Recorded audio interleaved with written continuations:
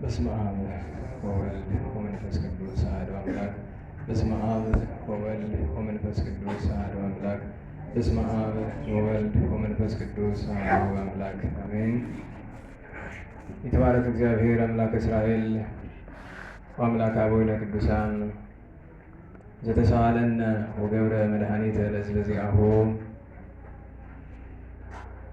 ይቅር ያለን ለወገኖቹ መድኃኒትን ያደረገ ከዚህ ሰዓት ከዚህ ዕለት ያደረሰን የአባቶቻችን አምላክ ብርሃነ ትንሣኤውን የገለጸልን ይችን ዕለት ይችን ሰዓት ባርኮ ስለሰጠን ከዚሁም ቅዱስ ስፍራ ስላገናኘን ከሁሉ አስቀድሞ ስሙ የተመሰገነ ይሁንና ለእናንተም እንደሚገባችሁ በአምላካችን በእግዚአብሔር ሰላምታ እንዴት ዋላችሁ?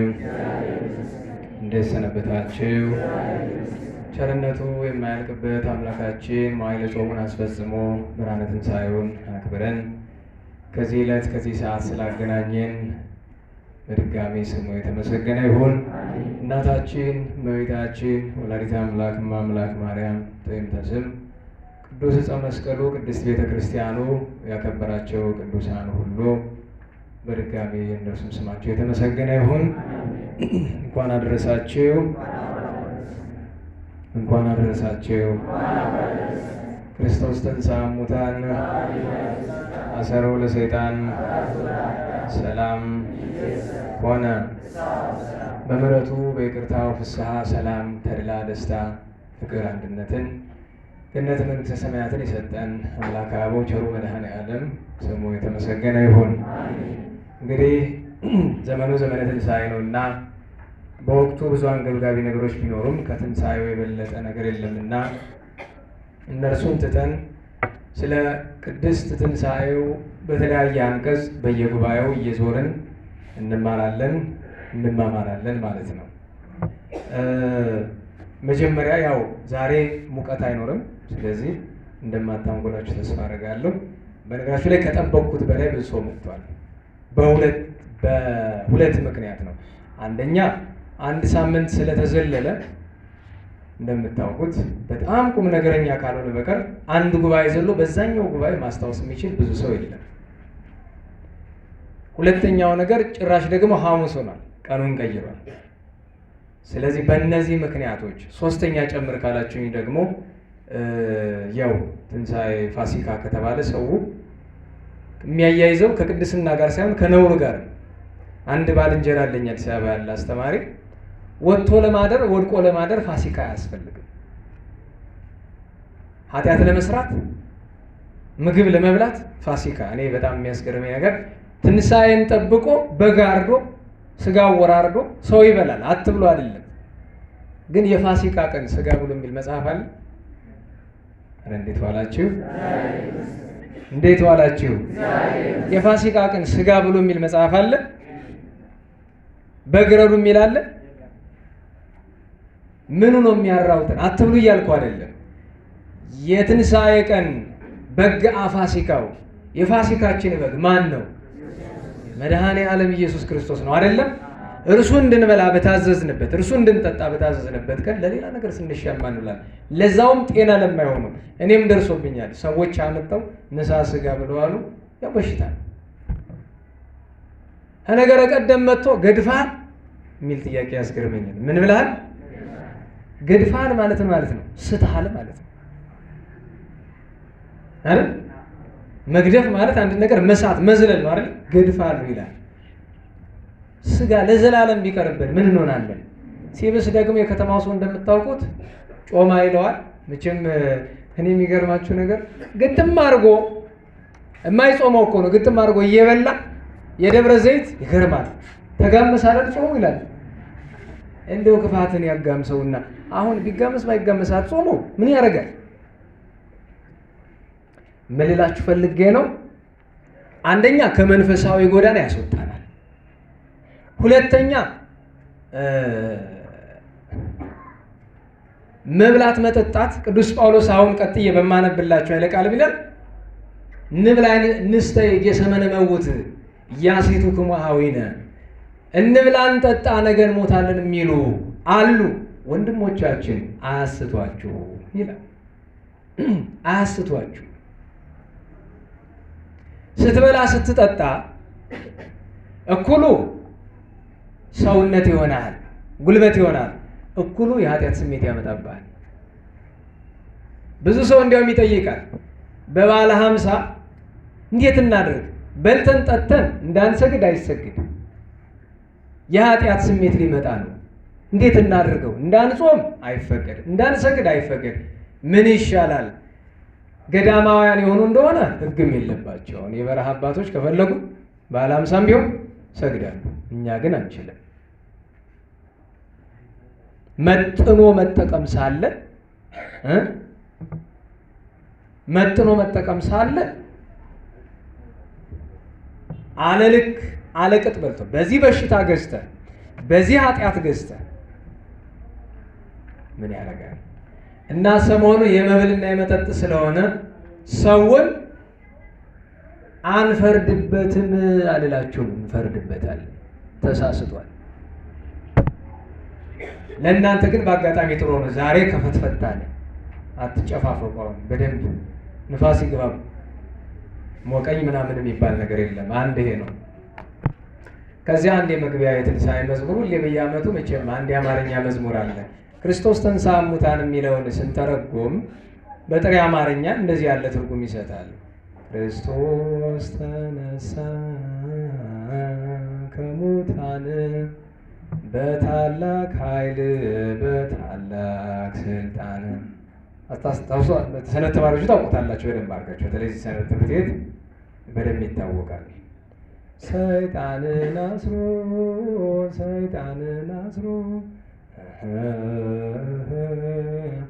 ነፃ ወጣ አዳምን የሚል ማለት ነው። የሆነ ቴሌቪዥን እያየሁኝ እርስ በርስ ጋዜጠኞቹ ይህንኑ ሰላምታ እየተለዋወጡ ነው። ክርስቶስ ተንሥአ እሙታን አለ፣ በዐቢይ ኃይለ ሥልጣን አሰሮ ለአዳም አለ።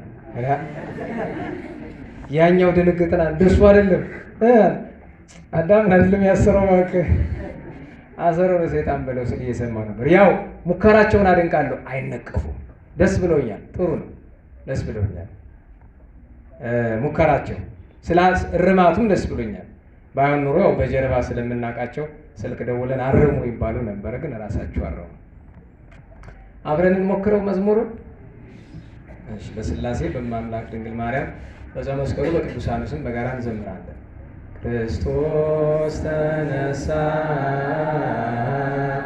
ከሙታን በታላቅ ኃይል በታላቅ ስልጣን። አጨብጭቦ ይዞች ክርስቶስ ተነሳ ከሙታን በታላቅ ኃይል በታላቅ ስልጣን ሰይጣንን አስሮ ሰይጣንን አስሮ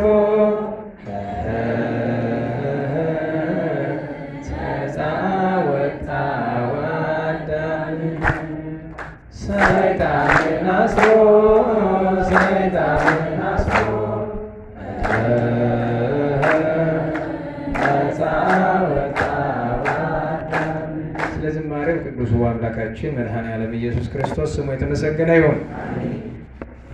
መግቢያ እንዲሆንን እናንብብ። ከቅዱስ ጳውሎስ መልእክት ምዕራፍ 15 ሰሞኑን በየቀኑ ሲነበብ የምትሰሙት ነው። በየቀኑ ቅዳሴ የምታስቀድሱ ከሆነ ከእሑድ እስከ እሑድ ትንሣኤ ነው። በእርግጥ በዓለ ሀምሳ በሙሉ ተስካረ ትንሣኤ ነው፣ ግን ከእሑድ እስከ እሑድ ክብሩ አንድ ነው እና መልእክቶቹም ምስባኩም አይለወጥም። በቅዱስ ጳውሎስ መልእክት ምዕራፍ 15 ቁጥር 39 ጀምሮ እንዲህ የሚል ኃይለ ቃል ይገኛል። የፍጥረት ሁሉ አካል አንድ አይደለምና የሰው አካል ሌላ ነው፣ የእንስሳም አካል ሌላ ነው፣ የወፍ አካልም ሌላ ነው፣ የዓሣ አካልም ሌላ ነው። ሰማያዊ አካል አለ፣ ምድራዊ አካልም አለ። ነገር ግን በሰማይ ያለው አካል ክብሩ ልዩ ነው፣ በምድርም ያለው አካል ክብሩ ልዩ ነው። የፀሐይ ክብሩ ሌላ ነው፣ የጨረቃም ክብሩ ሌላ ነው፣ የከዋክብትም ክብራቸው ሌላ ነው። ኮከብ ከኮከብ በክብር ይበልጣልና የሙታን ትንሣኤያቸው እንዲሁ ነው ይላል። ስለ ቅዱስ ቃሉ አምላካችን እግዚአብሔር ስሙ የተመሰገነ ይሁን። ከዓመታት በፊት ከየትኛው ጉባኤ እንደሆነ አላውቅም፣ ርዕሱን አንስተን ተምረንበታል። ዛሬ በሌላ አገላለጽ እንደግመዋለን። በነገራችሁ ላይ በአንድ ርዕስ 100 ጊዜ ማስተማር ትችላላችሁ። ምስጢሩ አያልቅም። አንድ ቀን አንዱ ምስጢር ትወስዱበታለች፣ አንድ ቀን አንዱ ምስጢር ትወስዱ። ርዕሳችን የሚሆነው ካለ ክብሩ ለፀሐይ የፀሐይ ክብሩ ሌላ ነው ብሉ እስቲ። በደንብ በሉ። ይሄ ነው የትምህርታችን ርዕስ የሚሆነው። ወደዚሁ ከመግባታችን በፊት ግን አስቀድመን ሰላምታውን አንድ አማን ተንሥአ መድኃኒነ የጥንት ክርስቲያኖች ሲገናኙ ይሄ ረዘም ያለውን ቅዱስ ያሬድ ነው የሰራው። ቅብብሎሽ ያለውን በአማን ተንሥአ መድኃኒነ በእውነት ክርስቶስ ተነስቷል። ተቀባዩ ምን ይላል? በእውነት ተነስቷል። በቃ ሰላምታ ነው የበዓለ ሃምሳ። በአማን ተንሥአ መድኃኒነ በአማን ተንሥአ ክርስቶስ፣ ክርስቶስ በእውነት ተነስቷል። ይኸው ቤተክርስቲያን ግን አባታችን ቅዱሱ ሊቅ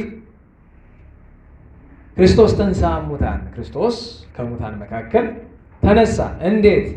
በአብይ ኃይል ወስልጣን። አብይ አይደለም ጠቅላይ ሚኒስትሩ እንደምትጠሩበት አይነት ስም አለ። አብይ ሳይሆን አብይ ቢ ነው። አብይ በአብይ ኃይል ወስልጣን፣ በታላቅ ኃይል በታላቅ ስልጣን ማለት ጽኑ በሆነ በምስጢሩ ግን አምላካዊ በሆነ ስልጣን። ምክንያቱም ከሞት መነሳት ብርቅ አይደለም። ኤልያስም ኤልሳዕም ሙታንን አስነስተዋል። ሐዋርያትም ጻድቃንም ሰማዕታትም ሙታንን አስነስተዋል። በአብይ ያለ በገዛ ስልጣኑ በባህሪ ስልጣኑ በአምላካዊ ስልጣኑ አሰሮ ለሰይጣን፣ ሰይጣንን አሰረው። ለምን? 5500 ዘመን ሰልጥኖ ስለነበረ። አግዓዞ ለአዳም፣ አዳምን ደግሞ ነፃ ወጣው። ለምን? 5500 ዘመን ባሪያ ስለነበረ። ሰላም እምይእዜሰ፣ ከዛሬ ጀምሮ ምን ሆነ? ሰላም ሆነ። ፍስሐ ወሰላም፣ ተድላ ደስታ ሆነ። ደስታ ነው ሰሞኑ። ግን ችግሩ ደስታው እየተቀላቀለ እያስቸገረ ነው እንጂ ደስ ይላል። ለምን? ለምሳሌ የትንሣኤ ሌሊት እሰቡት።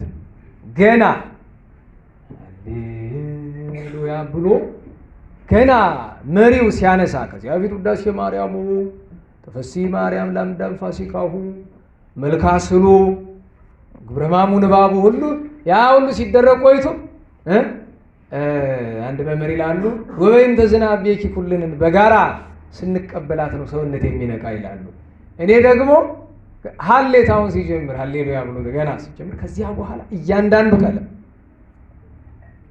ዮም ፍስሐ ኮነ በሰንበተ ክርስቲያን፣ ዛሬ በክርስቲያኖች ሰንበት ቀን ተድላ ደስታ ሆነ። ለምን? እስመ ተንሥአ ክርስቶስ እሙታን፣ ክርስቶስ ከሙታን መካከል ተለይቶ ተነስቷልና። ቀደሳዋ አክበራ አላላ፣ ይችን ዕለት እግዚአብሔር ቀደሳት፣ አከበራት፣ ከፍ ከፍ አደረጋት። አማን ተንሥአ እምነ ሙታን፣ በእውነት ክርስቶስ ከሙታን ተለይቶ ተነስቷል። ከዚያ በኋላ በብዙ ወዝ ብርሃነ ከፈኑ እየተባለ ወምድርን የተገብር ፋሲካ እየተባለ እስከ መጨረሻው እስከ ሰላሙ ድረስ ፍጹመ ንጉሠ እስከሚለው ድረስ ይቀጥላል። ይሄ ሁሉ ደስታ ነው። ይሄ ሁሉ ሰላም ነው። ይሄ ሁሉ በረከት ነው። የዓመት ነው። ግን እንድታውቁት የሚያስፈልገው ነገር ውዳዴ ከሌለ ፋሲካ የለም። አብይ ጾም ከሌለ ትንሣኤ የለም። ሕማማት ከሌለ የትንሣኤ ብርሃንና ደስታ የለም። ታውቃላችሁ፣ አብይ ጾም ትንሽ ረዘም ይላል፣ ሕማማቱ ጠበቅ ይላል። ግን በስርዓት ለሚይዘው ሰው ነው። ዝም ብለህ በቀን አንድ ቀን መጥተህ ፍራሽን አንጥፈ ወይ የሆነ ነገር አንጥፈ ጉንብስ ቀና ብለህ ስለሄድክ አይደለም። በትክክል በቀደም እዛ ለነበራችሁ ተናግረን ክርስቲያን ማለት የክርስቶስ ሕማም የሚሰማው ሰው ነው። ደህና ዋላችሁ። እኛ የክርስቶስ አካል ነን አይደለም? ምናችን ነው? እሱ ራስ ነው አይደለም? ታዲያ ራሳችንን ቢመቱን ያመናል አያምንም? ያምናል። ሰው የክርስቶስ ሕማም ካልተሰማው የክርስቶስ አካል አይደለም ማለት ነው። አካላችሁ የማይሰማው መቼ ነው? ተቆርጦ የወደቀ ቀን ነው የማይሰማው። ስለዚህ ቸሩ መድኃኔዓለምን እንለምነው። ቸሩ መድኃኔዓለም ሆይ በሉ እስቲ ፍቅርህን አሳድርብን። በቃ እንዲህ እያሉ መለምን እመቤታችንን ንጹሐኑንም እንዲሰማን የማምላክ ሐዘኗ የቸሩ መድኃኔዓለም ሕማሙ ከተሰማን ክርስቲያን መሆን ጀምረናል ማለት ነው። እና ከዛ ሁሉ አስጨናቂ ጊዜ ትንሽ ፈተና ይበዛል። በሕማማት በዐቢይ ጾም ፈተና ይበዛል። ያው ብዙዎቻችሁ አታውቁትም። የክርስትናው ጣዕም በደንብ እየገባችሁ ሲሄድ ፈተና ይበዛል። ጸላዔ ሰናያት ከትንሣኤው እንድንደርስ አይፈልግም። በነገራችሁ ላይ ከዋናው ትንሣኤ እንድንደርስ አይፈልግም። ከዚሁ ትንሣኤ እንድንደርስ አይፈልግም። ከትንሣኤ መድረስ ማለት ከቀኑ መድረስ አይደለም። ደህና ዋላችሁ። አሁን ከዋናው ትንሣኤ መድረስ ማለት እኮ ከሙታን መካከል መነሳት ማለት አይደለም። ተነስተ ገሃነመ እሳት ትገባለህ። ሌላ ሞት ይጠብቃል፣ ዳግመኛ ሞት። ከትንሣኤው መድረስ ማለት ለትንሣኤው የተገባ ሰብዕና ይዞ ስጋውን ደሙን ተቀብሎ ልብንም ልብስንም ነጭ አድርጎ መገኘት ነው ትልቁ። እግዚአብሔር አምላክ ለትንሣኤው ብርሃን ያብቃን። ዛሬም ድረስ አብዛኞቻችን በብሉይ ኪዳን ጨለማ ያለን ነው የሚመስለው። ክርስቶስ የተነሳልን ሁሉ አይመስልም። አኗኗራችን፣ አረማመዳችን በሙሉ ያሳዝናል። ታዲያ ትንሣኤ ትንሣኤ ሲባል የኢትዮጵያ ትንሣኤ የሚባል ቃል ደጋግመን እንሰማለን አይደለም? ደህና ዋላችሁ። እንዴት ዋላችሁ? ኢትዮጵያ ትነሳለች አትነሳም? እንዴት ዋላችሁ? ወድቃለች አልወደቀችም? ኢትዮጵያ አልወደቀችም። አንተ ነው የወደቅከው። ደህና ዋላችሁ። ኧረ እንዴት ዋላችሁ? ኢትዮጵያ ወድቃለች አልወደቀችም? ማን የወደቀ? እኛ። ኢትዮጵያ ተነሳች የሚባል ማን ሲነሳ ነው? እኛ። ተነሳን ማለት ከማን ጋር ተወዳጀን ማለት ነው? ከእግዚአብሔር ጋር ነው። የሱዳን ሕዝብ አምኖ ንስሐ ቢገባ ይነሳል አይነሳም? ንገሩኝ እንጂ። የሳውዲውስ የአሜሪካው 4 ነጥብ። ዞሮ ዞሮ ለአንድ ሀገር ብቻ የሚተው ትንሣኤ የለም። ደህና ዋላችሁ። ክርስቶስ የሞተ ለኢትዮጵያውያን ነው? ለማን ነው? ለዓለም ሁሉ ነው። ስለዚህ ትንሣኤውን አምኖ ንስሐ የገባ ሁሉ ምን ይላል? ይነሳል። የኢትዮጵያ ትንሣኤ ማለት የልጆቿ ትንሣኤ ነው። ትንሣኤያችን ደግሞ ንስሐ ነው፣ ፍቅር፣ አንድነት ነው። 4 ነጥብ። ሄደህ ተሰብስበህ ማቡካት አይደለም። በጣም ብዙ ዛሬ የሚገርማቸው ነገር እየተፈታተነ ነው የመጣው። የትምህርት ርዕስ ላይ ያስቀይረኝ።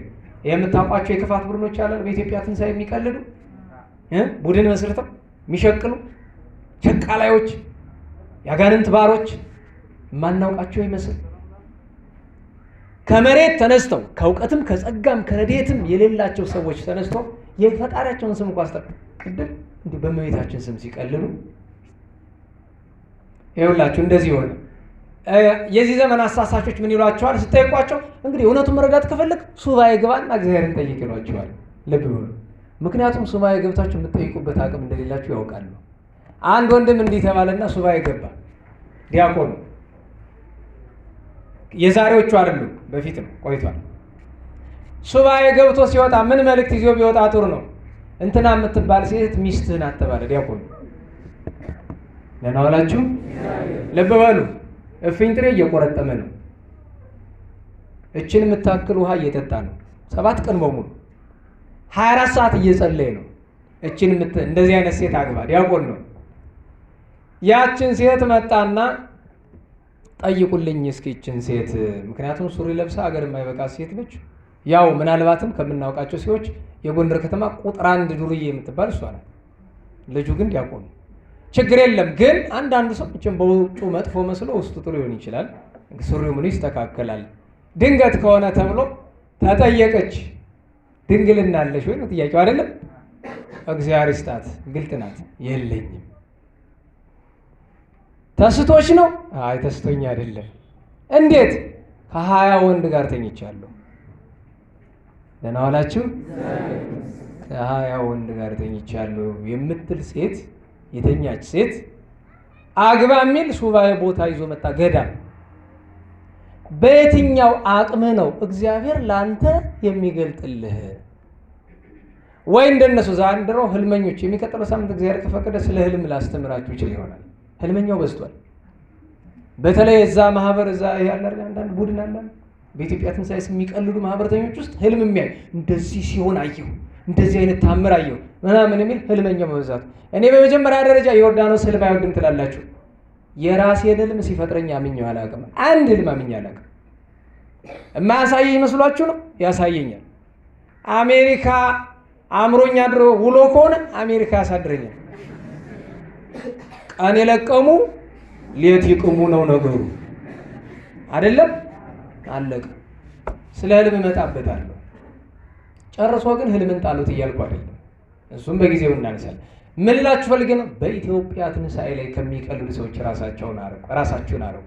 ቅድም ታገለኝ አልኳችሁ። ርዕስ ሊያስቀይረኝ የፈጣሪን የትንሣኤ ነገር ልናገር በመጣሁበት መድረክ ላይ ርዕስ ሊያስቀይረኝ ውስጤን ታገለኝ።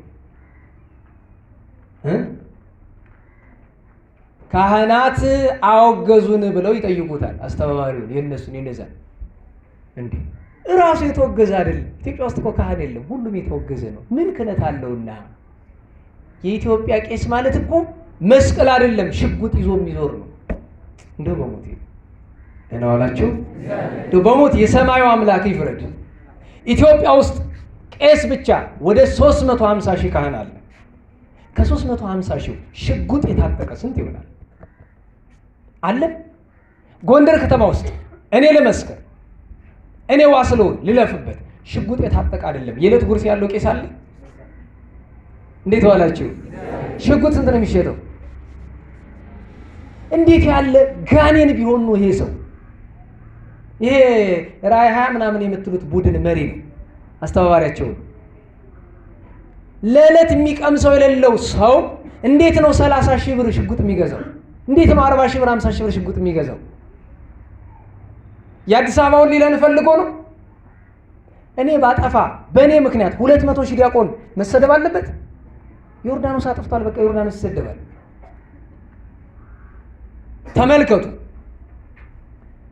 እኔ በጊዜው ነገሮች ሁሉ ይፋ ይደረጋሉ ተብሎ ነው እንጂ ያለ ጊዜው አይሆንም፣ ግርግር ይሆናል ተብሎ ነው እንጂ ዓላማቸው ምን እንደሆነ ይታወቃል። ክርስቶስ እንደማያምን ሁሉ እናውቃለን።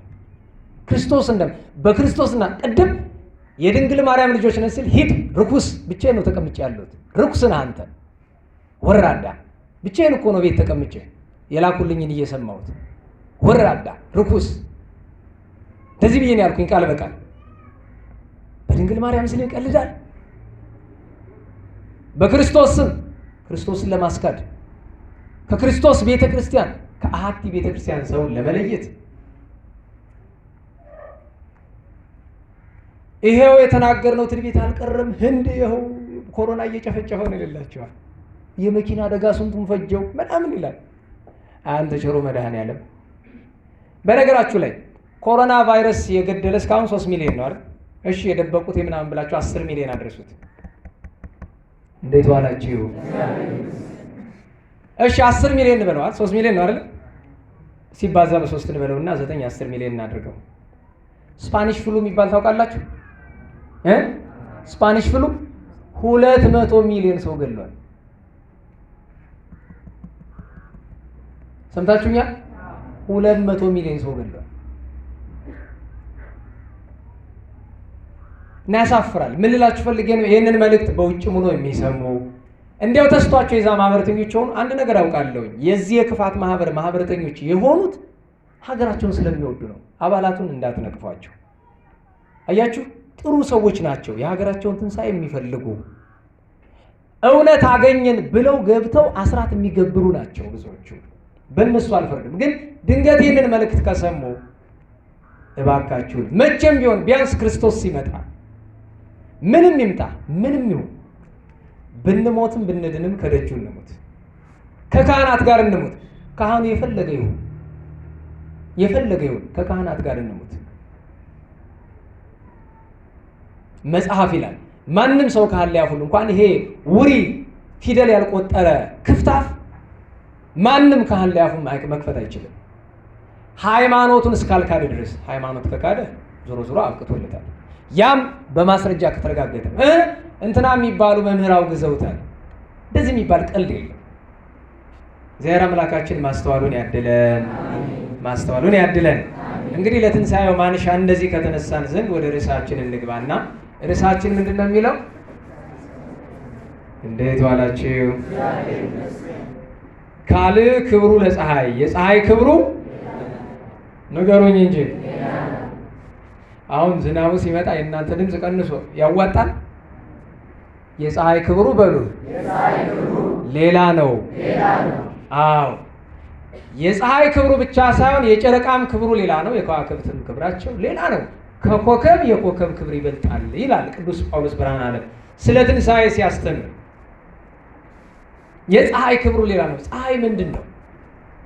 ምን ትርጓሜ ሆነ? ፀሐይ ለሚለው ቃል ትርጉሙ ምንድን ነው? አባቶቻችን ፀሐይ 3 ስም አላት። በእርግጥ ሌሎች ስሞችም አሏት። በታወቀ ግን በ3 ስም ትጠራለች። ፀሐይ ትባላለች፣ ቶማስስ ትባላለች፣ ኦሪያሬስ ትባላለች ይላል። ይህች ፀሐይ ፍጡር ናት። ፍጡር ሆና ሳለ ግን ጌታ በአረጋዊ መንፈሳዊ አድሮ እንዳስተማረን ወኩሉ ዘተፈጠረ ለመፍቅደ ነባብያን፣ ሁሉ የተፈጠረ ለሰውና ለመላእክት ነው። ቦምኔሆሙ ለምህሮ፣ አንዳንዱ ስነ ፍጥረት ለማስተማር ነው የተፈጠረ ይላል። ፀሐይ ታበራለች። እግዚአብሔር ፍጥረትን ሲፈጥር ፍጥረትን በጀመረ በ4ኛው ቀን በዕለተ ረቡዕ ፀሐይ ተፈጥራለች። ስትፈጠርም እሑድ ከተፈጠረው ብርሃን መጠነ ተስርናይ የስንዴ ቅንጣት ታክል ሰጥቷታል። ይህች ፀሐይ ስራዋ ምንድን ነው ብትሉ፣ አንደኛ ቅዝቃዜ የሰው ልጅ እንዳይገለው ታሞቃለች። እህል አድጎ እንዲበስል ታደርጋለች። የሰው ልጅ እንዳይጠወልግና ሕይወቱ እንዳያልፍ ታደርጋለች። የሰው ልጅ ዓይኑ እንዲያይለት ታደርጋለች። ከነዚህ ሁሉ በተጨማሪ ደግሞ የአምላካችንን ስራ ታስረዳለች ነው። ደህና ዋላችሁ። ስለ ፀሐይ አስባችሁ ጨንቋችሁ ያውቃል? ፀሐይ ባትኖር ብላችሁ ጨንቋችሁ ያውቃል? እግዚአብሔር ቸር ነው፣ ፀሐይን ሰጥቷል። አንድ ቀን ቢነሳን ምን እንደምንሆን ተገምታላችሁ? ፀሐይ ከሌለ ብርዱ ያኖረናል። ዓለም ምን ትሆናለች? የበረዶ ግግር። ሰሜን ዋልታ የሚባለው ቦታ ሄዳችሁ እንደምታዩት አንታርክቲካ እንደሚባለው የበረዶ ግግር ትሆናለች። መኖር ይቻላል? አይቻልም። ስለዚህ የሰው ልጅ በረዶ እንዳይሆን እንዳይቀዘቀዝ ታሞቃለች። አንደኛ ስራዋ ማሞቅ ነው። ሁለተኛ ስራዋ ማብሰል ነው። ማሞቅ አለን አይደለም? ሁለተኛው ማብሰል። የሚበስል ምንድን ነው? ይሄ አሁን እህል አባቶቻችን በፀሐይ ያበስላሉ አይደለም? ግን በዝናብ አብቅሎ በፀሐይ አብስሎ የሚባለው እህል ስንዴው፣ ገብሱ፣ ጤፉ ፀሐይ ከሌለ የለውም፣ ተወልጋል፣ ፍሬ ያፈራ። ስለዚህ ሁለተኛዋ ስራዋ ማብሰል ነው። ሶስተኛ የፀሐይ ስራዋ የሰው ልጅ እንዳይጠወልግ መጠበቅ ነው። የፀሐይ ብርሃን ያላገኘው ሕፃን ቫይታሚን ምን አጣ ይባላል? እቺ ፊደል ምንድን ናት? አይደለም ቫይታሚን ዲ አይደለም? ወይም ቫይታሚን ደበሉት በእኛ ምን ሶስተኛዋ ምን አስኬደ? ሕፃናትን ፀሐይ አሙቋቸው ይባላል አይደለም? ከፀሐይም የጧት ፀሐይ። ለምንድን ነው ለሕፃናት የጧት ፀሐይ ብትሉ፣ እነሱ ራሳቸው በእድሜያቸው ጠዋት ላይ ነው ያሉ። የሰው ልጅ እድሜ ሕፃን ሲኮን ጠዋት ነው አይደል? ወጣት ሲኮን ቀትር ነው። ጎልማሳ ሲኮን ሰርክ ነው። ሲሸመገል ምሽት ነው። ስለዚህ ለጠዋት በጠዋት እድሜ ላይ ያሉ የጠዋት ፀሐይ ነው። ስለዚህ እንዳንጠወልግ ፀሐይ ያስፈልገናል። አራተኛ የፀሐይ ስራ ምንድን ነው? ለሰው ልጅ ዓይን ብርሃን መስጠት፣ እንዲያይ ማድረግ ነው። ሰማችኋል አይደል? ሰማል። መልካም። አምስተኛው ግን ምሳሌነት አላት ነው። አሁን ፀሐይ ምሳሌነቷ ምንድን ነው የሚለውን አንስተን አራቱን ነገሮች መመልከት እንችላለን ማለት ነው። እንግዲህ ከማሁ ተንሥኦቶሙ ለሙታን፣ የሙታን መነሳት ልክ እንደዚያው ነው ብሎናል። እሱም መጨረሻ ነው የምናመጣው። የፀሐይ ክብሩ ሌላ ነው። ለምን አለን ቢሉ፣ ፀሐይ በተፈጥሮዋ ለፈጣሪዋ ምሳሌ ሆና ነው የተፈጠረችው። የሚገርማችሁ ነገር ስላለመድነው ዝናቡን ለራሴ የምጮህ ነው የሚመስለኝ።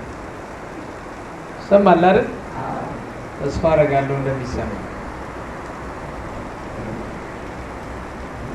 ፀሐይ ስትፈጠር ምን አልን? ለፈጣሪዋ ምሳሌ ሆና ነው የተፈጠረችው። ለፈጣሪዋ በሁለት መንገድ፣ አንደኛ ምስጢረ ሥላሴን ለማስረዳት አባ ሕርያቆስ ምን አለ? አብ ፀሐይ፣ ወልድ ፀሐይ፣ ወመንፈስ ቅዱስ ፀሐይ። ለምን? ለፀሐይ ሶስት ነገር አላት ይላሉ አይደለም መተርጉማን። ክበብ አላት፣ ብርሃን አላት፣ ሙቀት አላት። በክበቡ አብን፣ በብርሃኑ ወልድን፣ በሙቀቱ መንፈስ ቅዱስን ትመስላለች። ብርሃኑና ሙቀቱ የሚወጡት ከየት ነው? ከክበቡ ነው አይደለም? ወጥተው ወደኛ ሲመጡ ተለይተው ነው? እዛው እንዳሉ ነው እዚህ የሚደርሱ?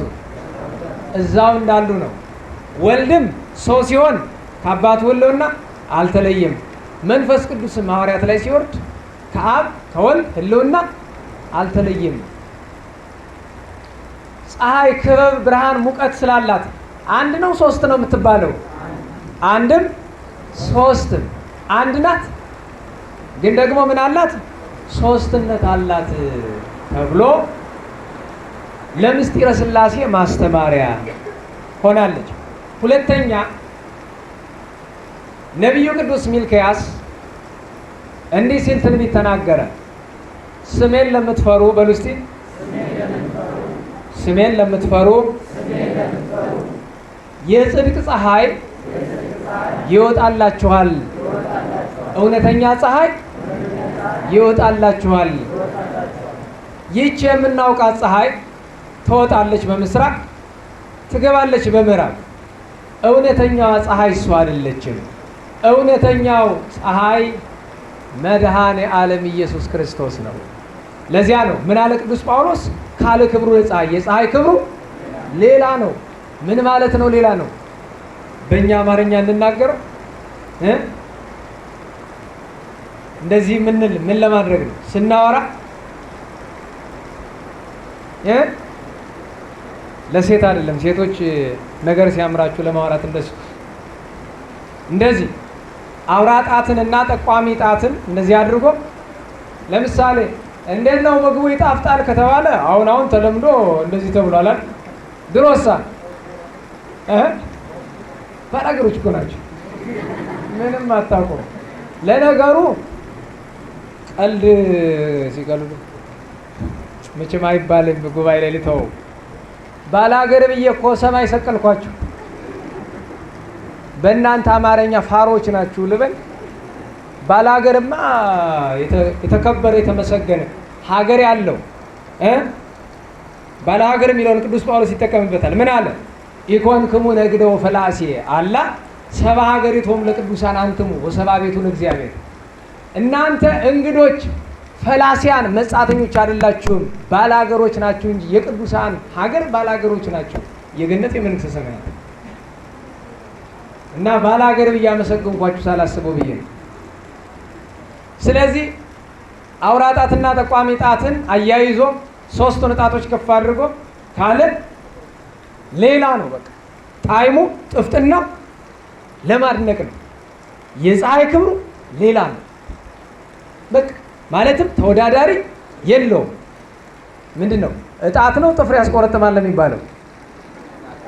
እንዴት ዋላችሁ?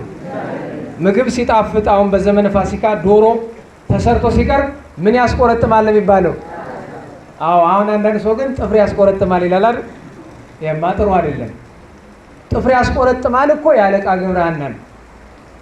ምግብ ቀርቦላቸው እርቧቸው ጉርስ ጉርስ ሲያደርጉ መሀል ላይ ጥፍር አለው ወጡ። አለቃ ይብሉ እንጂ እንዴት ነው ይጣፍጣል፣ ድንቅ እንጂ ለዚያውም ጥፍር የሚያስቆረጥም ብሎ አሉ ይባላል። ይሄ ተግሳጽ ነው። በቅኔ ጣት ያስቆረጥማል የሚባለው ለምን? በነገራችሁ ላይ አንድ ቀን እንዲያው የማይጣፍጥ ምግብ እየበላው እርቦኝ ስለነበረ እጄን ስድድ አድርጌ አብሬ ነከስኩት ጣቴ። ይሄ ግን ጥፍጥናው አይደለም፣ የመብላት ጉጉትን ያስነከሰኝ። አንዳንዴ ጣት ስለተነከሰ ጣፈጠ ማለት ደግሞ አይደለም። ስለዚህ ሌላ ነው ማለት አንደኛ ውድድር የለውም። እንዴት ዋላችሁ?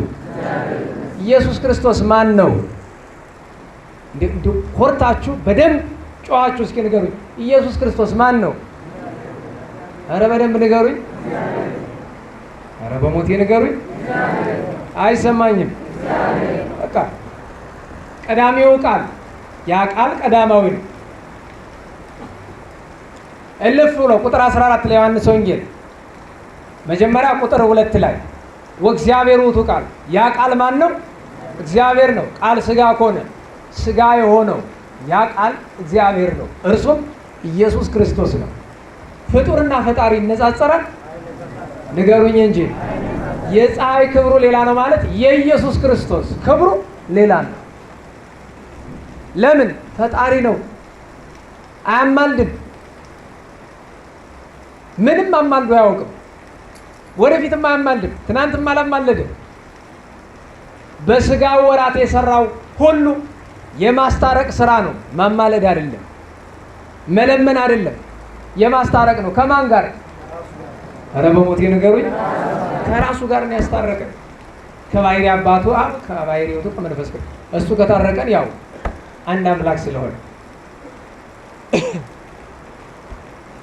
ስለዚህ የፀሐይ ክብሩ ሌላ ነው ማለት የኢየሱስ ክርስቶስ ክብሩ ሌላ ነው ማለትም እርሱ የባሕሪ አምላክ ነው።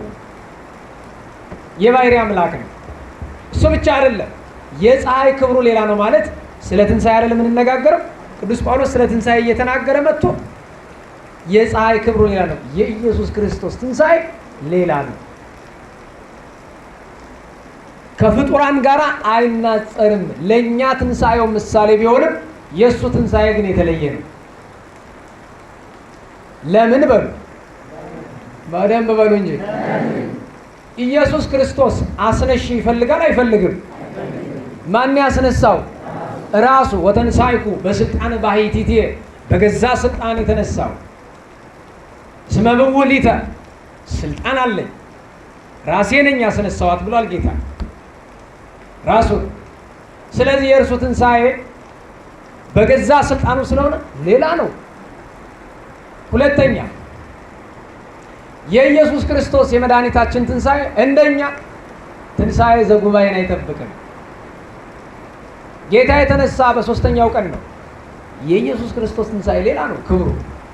ሶስተኛ ኢየሱስ ክርስቶስ የተነሳ መግነዝ ፍቱልኝ፣ መቃብር ክፈቱልኝ ሳይል በሕቱም መቃብር ነው፣ ሌላ ነው ክብሩ። አራተኛ ኢየሱስ ክርስቶስ ሲነሳ ብርሃኑ ለዓለም ሁሉ ድነት ሆኗል።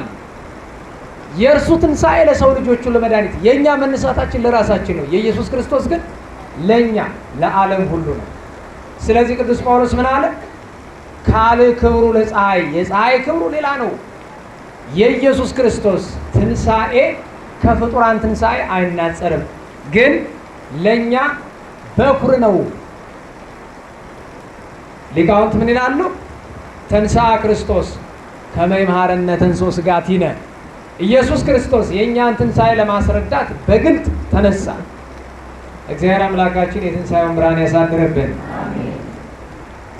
የፀሐይ ክብሩ ሌላ ነው አለ። ቀጠለ። ካል ክብሩ ለወርኅ፣ የጨረቃ ክብሩ ሌላ ነው አመጣ። ደግሞ ልብ በሉ፣ በፀሐይና በጨረቃ መካከል ሁለት ነገር አስተውሉ። አንደኛ ጨረቃ ብርሃኗን የምትወስደው ከፀሐይ ነው። ደህና ዋላችሁ። የጨረቃ የብርሃን ምንጭ ማናት? ፀሐይ ናት። ሁለተኛ በፀሐይና በጨረቃ መካከል የ7 እጥፍ የብርሃን ልዩነት አለ። ትርጉሙ ምንድነው? 7 ፍጹም ልዩነት አለ። ጨረቃ የማን ምሳሌ ናት? ንገሩኝ እንጂ። ኧረ በሞቴ ንገሩኝ። የእመቤታችን ምሳሌ። ጨረቃ አቀማመጧ እንዴት ነው? ከምድር ንገሩኝ። ከፍ ከሰማይ እመቤታችን ከፍጡራን በላይ ከፈጣሪ በታች ናት። ልብ በሉ። ጨረቃ ከከዋክብት 7 እጥፍ ታበራለች። የከዋክብት ብርሃን ምክንያት ናት። ለጨረቃ የብርሃን ምክንያቷ ፀሐይ ነው።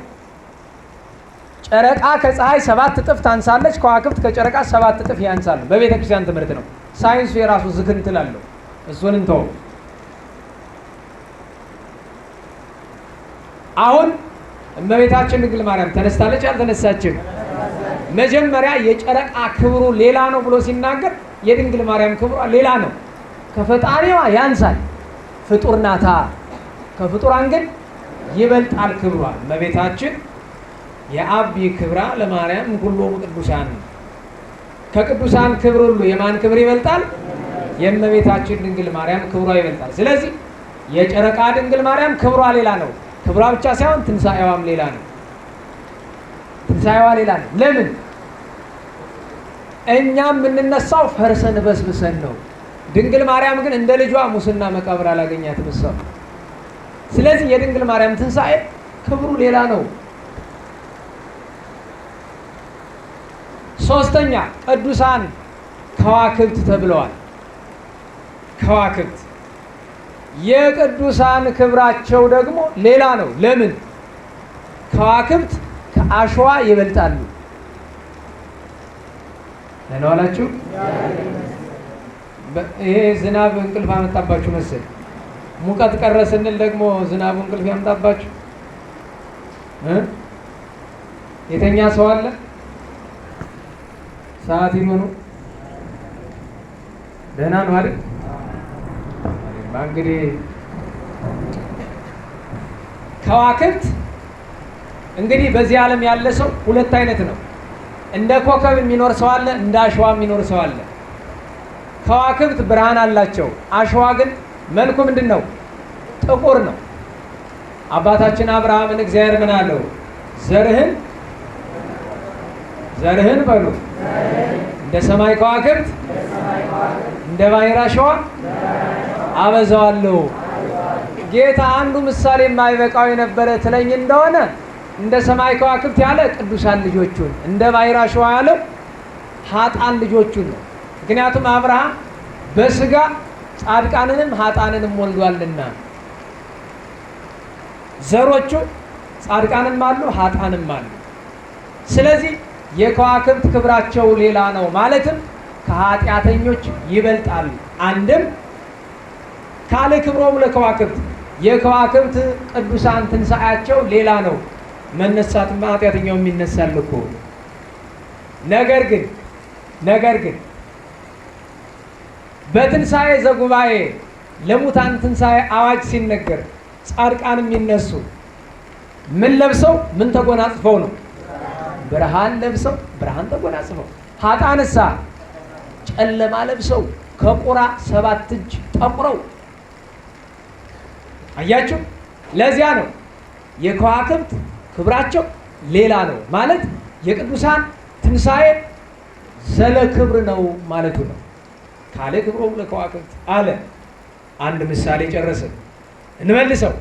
አሁን ጌታና እመቤታችንን ባሉበት ክብር እናቆይና ፀሐይ፣ ጨረቃ፣ ከዋክብትን ደግሞ ለቅዱሳን ብቻ ልንተረጉም ነው።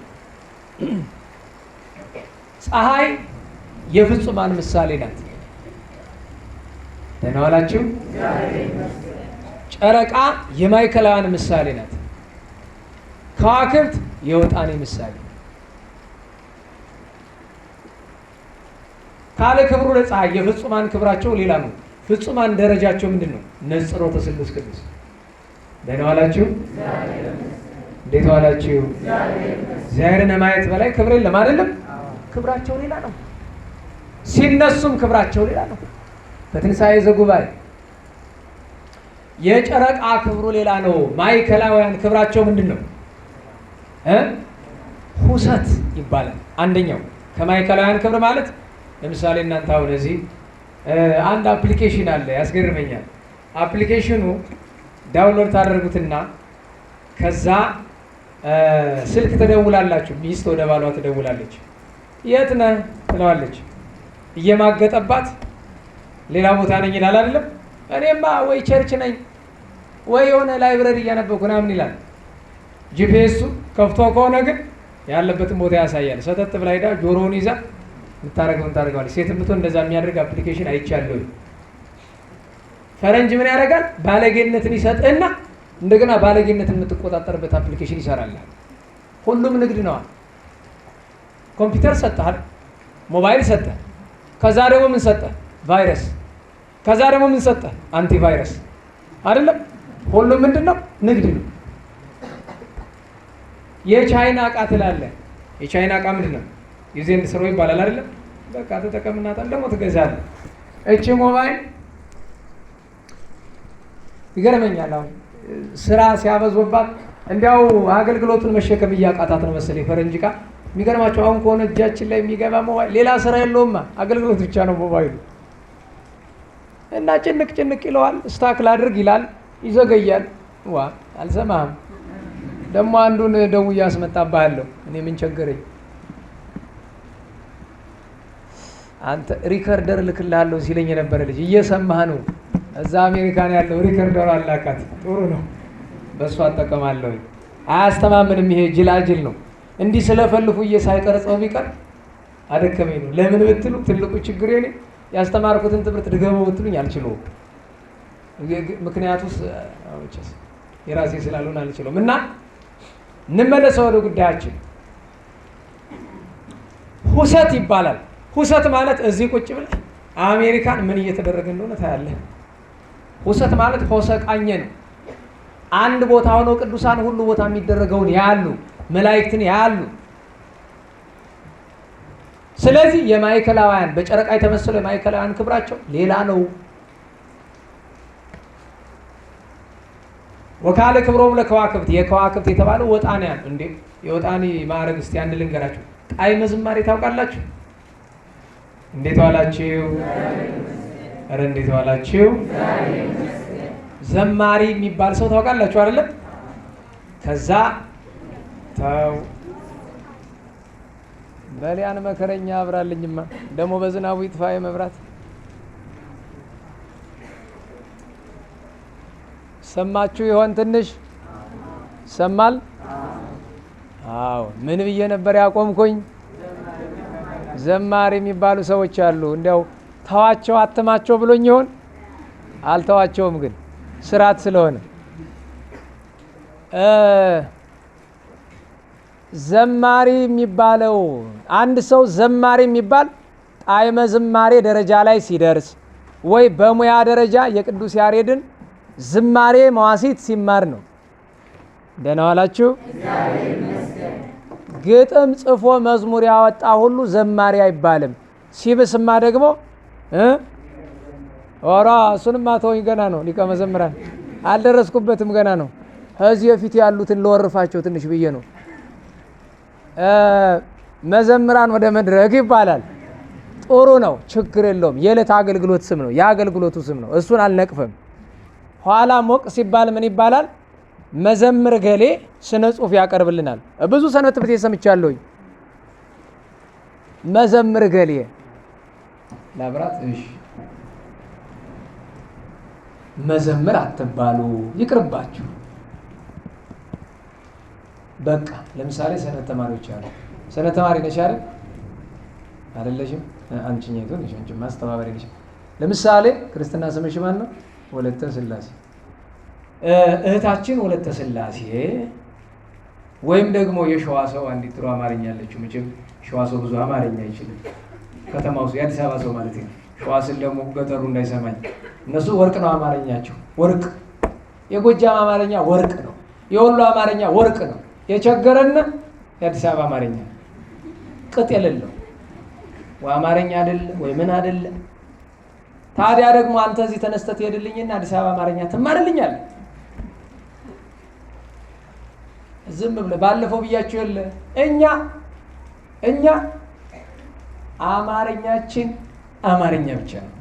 አማርኛ በቃ እንደ ጎንደር ነነ አለቀ። ችግር የለውም። ምን ነውራለሁ? የክፍለ ሀገር መባል ትፈራለህ? እንዴት ዋላችሁ? ትፈራላችሁ ክፍለ ሀገር መባል? እዛ አዲስ አበባ ለአንድ ስራ ሂጄ የሆነ ካፌ ገባና ቆይቷል። ክለብ ሳንዱች የሚባል የዛን ቀን የሰማሁት። ምክንያቱም ካፌ መግባት እኮ በብዛት ስራ መፍታት ነው። መቼም በጣም በትልቁ ስራ የፈታ ሰው ነው እኔ ካፌ የሚገባ። አትግቡ እያልኩ አይደለም። ካፌ መግባት ያጣት ነው አለ እንዳትሉ ደግሞ አላልኩም። ግን ስራ ካልፈታችሁ በቀር እዛ የምትገቡበት ምክንያት አይታየኝም። ወክና ካፌ የስራ ፈት ሙያ ነው። እርቦኝ ካልከኝ ብላ ጥሩ ነው። የረሃብ ከሆነ አብዛኛው ሰው ግን ገብቶ ካፌ ማኪያቶ ነው የሚጠጣ። የራበው ሰው ነው ማኪያቶ የሚጠጣ። የተማው ነው አይደለም። ማኪያቶ ደግሞ ከለከለ እንዳትሉ። እኔ እሱን አይደለም ቁም ነገሩን ያዙልኝ። እንግባ አለኝ። እንግዲህ እንግዳ ነኝና ይገባ።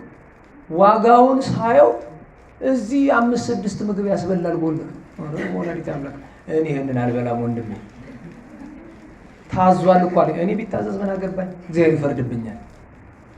እንዴት? አሃ ስንት ድሃ ተርቦ ወንድሜ በየመንገዱ ስንት ድሃ ረግጠን መተን እዚህ ለዚህን ያክላውተን እንበላለን እንዴ? ነውር አይደለ? አራበን አልጠማን እንዲሁ ዝም ብሎ ለወሬ ብለን ገብተን ከዛ አጨበጨብኩ ጠራኋት እና ተመልሽው እኛም አልፈልግም አፈረ። የሚገርማችሁ ነገር እኔ ደግሞ ለሱ አፈርኩኝ። በጣም ስለነደደው ምን አለ፣ አትፍረጅበት የክፍለ ሀገር ሰው ነው። የሚገርማችሁ ግን አብሮኝ የዛችሁ መቃብር ቤት ያደገ ልጅ ነው። እሱም የምን ልጅ ነው? እኔ ምን የሞኝ ነው። አይ አንድ ነገር ልጨምርልሽ፣ ለዚያውም እንዴት ያልኩ ጎንደር የመሰልኩሽ። በቃ እወቂልኝ፣ ደህና ዋይልኝ። ወጥቼ እናስተውለው ከልባችን እናስተውለው እና እህታችን ብሎ መጥራት፣ ወንድማችን ብሎ መጥራት። ያቺ አዲስ አበባ እንዴት ሰማሁት ያልኳችሁ ቃል አገልጋይ እህታችን፣ አገልጋይ ወንድማችን ይባላል። አገልጋይ የሚለው ራሱ ደረጃ ነው፣ ከፍ ያለ ደረጃ ነው። ተርታ ነገር እንዳይመስላችሁ። እና ምን ላችሁ ፈልጌ ነው፣ ኋላ ዘማሪ የሚለው አላጠገብ አለና ሊቀ መዘምራን፣ ከዛ ቀጠለና ደግሞ ሊቀ ልሳናት። አንድ መናጢ ጴንጤ ቁራጭ አለ። ማን ነው የምትሉት? ይሄ ከምሕረት አብ ጋር እግርግር የሚል እንዳለ ደግሞ አሜሪካን ይመጣ ከታድሶ ጋር ሲያሸረግድ ቆይቶ እኔ ምንም ቢሆን ምንም አንድ ሰው ከስህተቱ እንኳን ተመልሶ ከሆነ ተቀምጦ ይማር። ደጋግሜ ተናግሬያለሁ። እኔ የነ ምርትነሽ አገልግሎት መቼም አይገባኝም። በግልጽ ነው የምነግራችሁ። እኔ ከራሳቸው አልወርድም፣ ለቤተ ክርስቲያን ክብር ስል። ያ ማን ነው የሚባል ወፍራሙ ሰውዬ፣ ወፍራሙ ዘማሪ የሚሉት ዳግማዊ የሚባል እነሱ ራስ አልወርድም። ቤተ ክርስቲያንን ሽጠው ቆይተው መጥተው አሁንም ቤተ ክርስቲያን ራስ ላይ ይዘምራሉ። በነገራችሁ ላይ ቤተ ክርስቲያን እሳት ላይ ስላለች በሚል ነው እንጂ ዛሬ በኦርቶዶክሳዊነት ስም የምናምን እያሉ ጉባኤ የሚያዘጋጁ ሰዎች ምን እንደሚሰሩ ጠንቅቀን እናውቃለን። ለአንዲት ቤተ ክርስቲያን እቺ ቤተ ክርስቲያን ቀን ይለፍለትና ጦርነቱ ከኛ ሰዎች ጋር እንደሚሆን መጠበቅ አለባቸው። እግዚአብሔር እድሜ ከሰጠን አሁን የሚመጣው ነገር ወደ ፈጣሪያችን ካልሸኘን ሰንባች ከሆነን እግዚአብሔር በእድሜ ካቆየን እና በአገልግሎት የምንቆይ ከሆነ እግዚአብሔር ፈቃዱ ከሆነ በጣም እቺ ቤተ ክርስቲያን እየሞተች ያለችው በገዛ ሰዎቻችን ነው። ቤተ ክርስቲያን የምላችሁ የምዕመናንን ሕይወት ነው። ግን ይህ ሲባል ቅድም እንዳልኳችሁ እንደነዛ ማህበር ደግሞ ከቤተ ክርስቲያን እቅፍ እንዲወጣ አይደለም። ሰዎች ባለጌውን ነው የምናስወጣ እንጂ እኛ ከቤተ ክርስቲያን አንወጣም። አላጠገብ አለ ሊቀ ልሳናት ምናምን ልሳናት። አሁን ሊቀ ልሳናት ተመልከቱ። ሊቀ ልሳናት ገብቷችኋል? ትርጉም እንዴት ዋላችሁ? ሊቀ ልሳናት ማለት በዓለም ያሉ ቋንቋዎችን እና የመላእክትን ልሳን የሚያውቀው ቅዱስ ጳውሎስ ነው። ሊቀ ልሳናት ማለት እንደና ዋላችሁ። እንደው በሐዋርያት ዘመን ቢሆን 72 ቋንቋ ነው፣ ለማጥናት አይከብድም። ምክንያቱም የመቼም እድሜ ይፈጃል እንጂ 72 ቋንቋ ማጥናት ይቻል ይሆናል። ዛሬ ግን ዓለም ላይ ከ8000 በላይ ቋንቋ ነው ያለ። ሊቀ ልሳናት እሱን የሚመራውን ሰውዬ ደግሞ ምን ብለውታል? በኩረ ሰባክያን። አቤት ድንቁርና! እንዲህ ብለው ስጠሩት እንደው መብረቅ ወርዶ አናቱን አለማለቱ የእግዚአብሔር ቸርነት። ለነገሩስ እኔ በኃጢአት ያልቀሰፈኝ እንዴት እሱን ይቀስፈዋል? አፍራለሁኝ። ታዲያ ብዙ ጀሌ ወታደር አለው፣ ብዙ ተከራካሪ ያለው እኔ አፍራለሁኝ በእውነቱ። በኩረ ሰባክያን አንዱ ክርስቶስ ብቻ ነው። ሊቀ ሊቃውንት እንኳን በኩረ ሰባክያን አይባሉ። አለቃ እያለው እነ መልአከ ብርሃን አድማሱ ጀንበሬ፣ እነ መልአከ ታቦር ዛሬ ያሉት በሀገራችን ያሉት እነዚህ ለምድሩ የከበዱ ታላላቅ ሊቃውንት እንኳን በኩረ ሰባክያን አይባሉም ብቻ ሳይሆን አይደሉም፣ ወደፊትም አይሆኑ። ምክንያቱም በኩረ ሰባክያን አንዱ ክርስቶስ ብቻ ነው። ይህን ማወቅ አለብን። ምን ላችሁ ፈልጌ ነው፣ አንድ ሰው ዘማሪ ተብሎ ማዕረግ የሚወጣለት ወጣኒነት ደረጃ ጣዕመ ዝማሬ። ጣዕመ ዝማሬ ማለት በተመስጦ 24 ሰዓት የሚያመሰግን ከሆነ ነው መላእክት እንደሚያደርጉት፣ ያው በመዝሙር ዳዊት። ደህና ዋላችሁ። እንደው በሞቴ የዕለት ዳዊት የማይደግም ሰው ዘማሪ ሊቀ መዘምራን ዘማሪ ሊቀ መዘምራን መባል ያለባቸው እነ አቡነ ተክለ ሃይማኖት። አቡነ ተክለ ሃይማኖት 150ውን ዳዊት በቀን 7 ጊዜ ይደግሙት ነበር። ደህና ዋላችሁ። በጣም ብርቱ የሚባል 150ውን ዳዊት በስንት ነው የሚጨርሰው? በሳምንት ነው አይደለም? እርሳቸው ግን በቀን የሳምንቱን 7 ጊዜ ያደርሱታል። አንድ ማቃቸው ግሁስ አሉ በብሕትውና የሚኖሩ ውዳሴ ማርያምን ሙሉውን 7 ጊዜ። በጣም ብዙ ገድል። የሚገርማችሁ ነገር ጠዋት ጸሎት የጀመሩ እስከ ምሽት 4 ሰዓት ድረስ ነው። ምሽት 3 ሰዓት ድረስ። ምሽት 3 ሰዓት ላይ ደረቅ ነገር ቀምሰው ደግሞ ትንሽ አረፈው ሌሊቱን ሙሉ ደግሞ ሲደግሙ ያድራሉ 24 ሰዓት። እኒህን ዘማሪ ብንላቸው ያስኬዳል።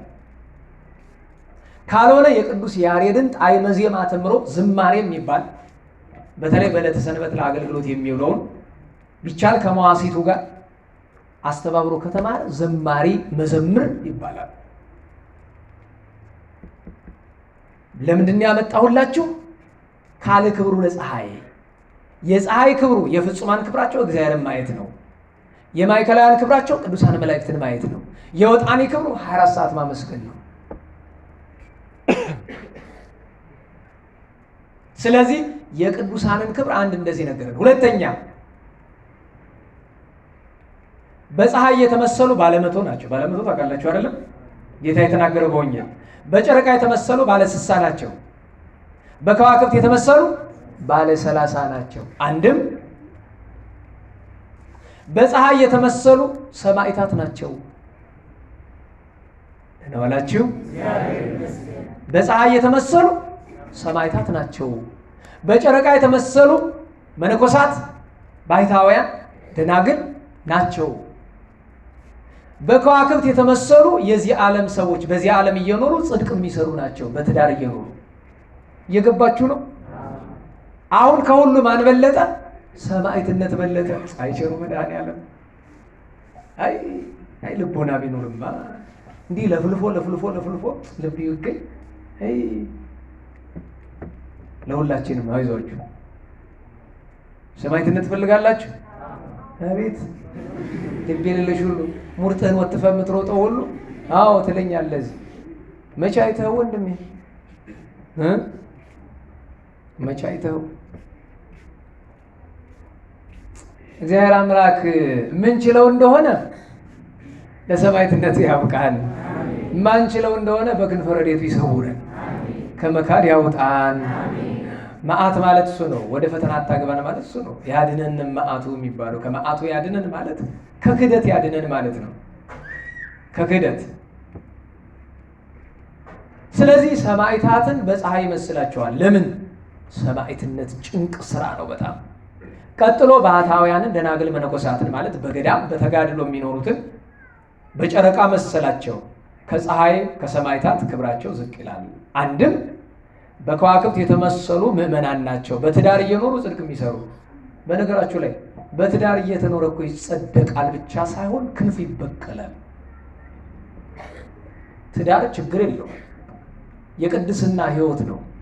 በትዳር ውስጥ ኑሮ ለቅድስና የበቁ ስንት ይቆጠራሉ። በነገራችሁ ላይ ከሁሉ ቅዱሳን አባታችን አብርሃም ይበልጣል። መንግስተ ሰማያት ንብረትነቷ እግዚአብሔር ለማን የሰጣት? ለአባታችን አብርሃም። አባታችን አብርሃም እኮ በጋብቻ የኖረ ሰው ነው። የጋብቻን ክብር ነው። ስለዚህ ማጠቃለያው የሚሆነው ምንድን ነው? አየለም የለም በፀሐይ የተመሰሉ ፍጹማን ናቸው የሚለውን አጥብቃ ያዝልኝ ይላል መተርጉም። አጥብቃ ያዝልኝ እንዴት ይላል? በፀሐይ የተመሰሉ ከሰማዕታትም በፀሐይ በጨረቃ በከዋክብት የተመሰሉ አሉ። ለምሳሌ እንደነ ቅዱስ ጊዮርጊስ፣ እንደነ ቅዱስ መርቆሬዎስ፣ እንደነ ቅዱስ ቂርቆስ፣ እንደነ ቅዱስ ፋሲለደስ ያሉት ፀሐይ ናቸው፣ ባለ ፍጹም ክብር ናቸው። ምንድነው የሚባለው? ቅዱስ ጊዮርጊስ ገባሬ ተአምር ኮከበ ክብር አይደለም የሚባለው? ወይም ደግሞ ጊዮርጊስ ፀሐየ ልዳ አይደለም የሚባለው? ዘተሰምየ ፀሐየ ወኮከበ ጽባሕ፣ የአጥቢያ ኮከብና ፀሐይ ተብሏል ቅዱስ ጊዮርጊስ። ስለዚህ ጊዮርጊስን፣ መርቆሬዎስን፣ ፋሲለደስን፣ ቂርቆስን የመሰሉት ምን ይባላሉ? እነሱ ፀሐይ፣ በፀሐይ የተመሰሉ ናቸው፣ ባለ ፍጹም ክብር ናቸው።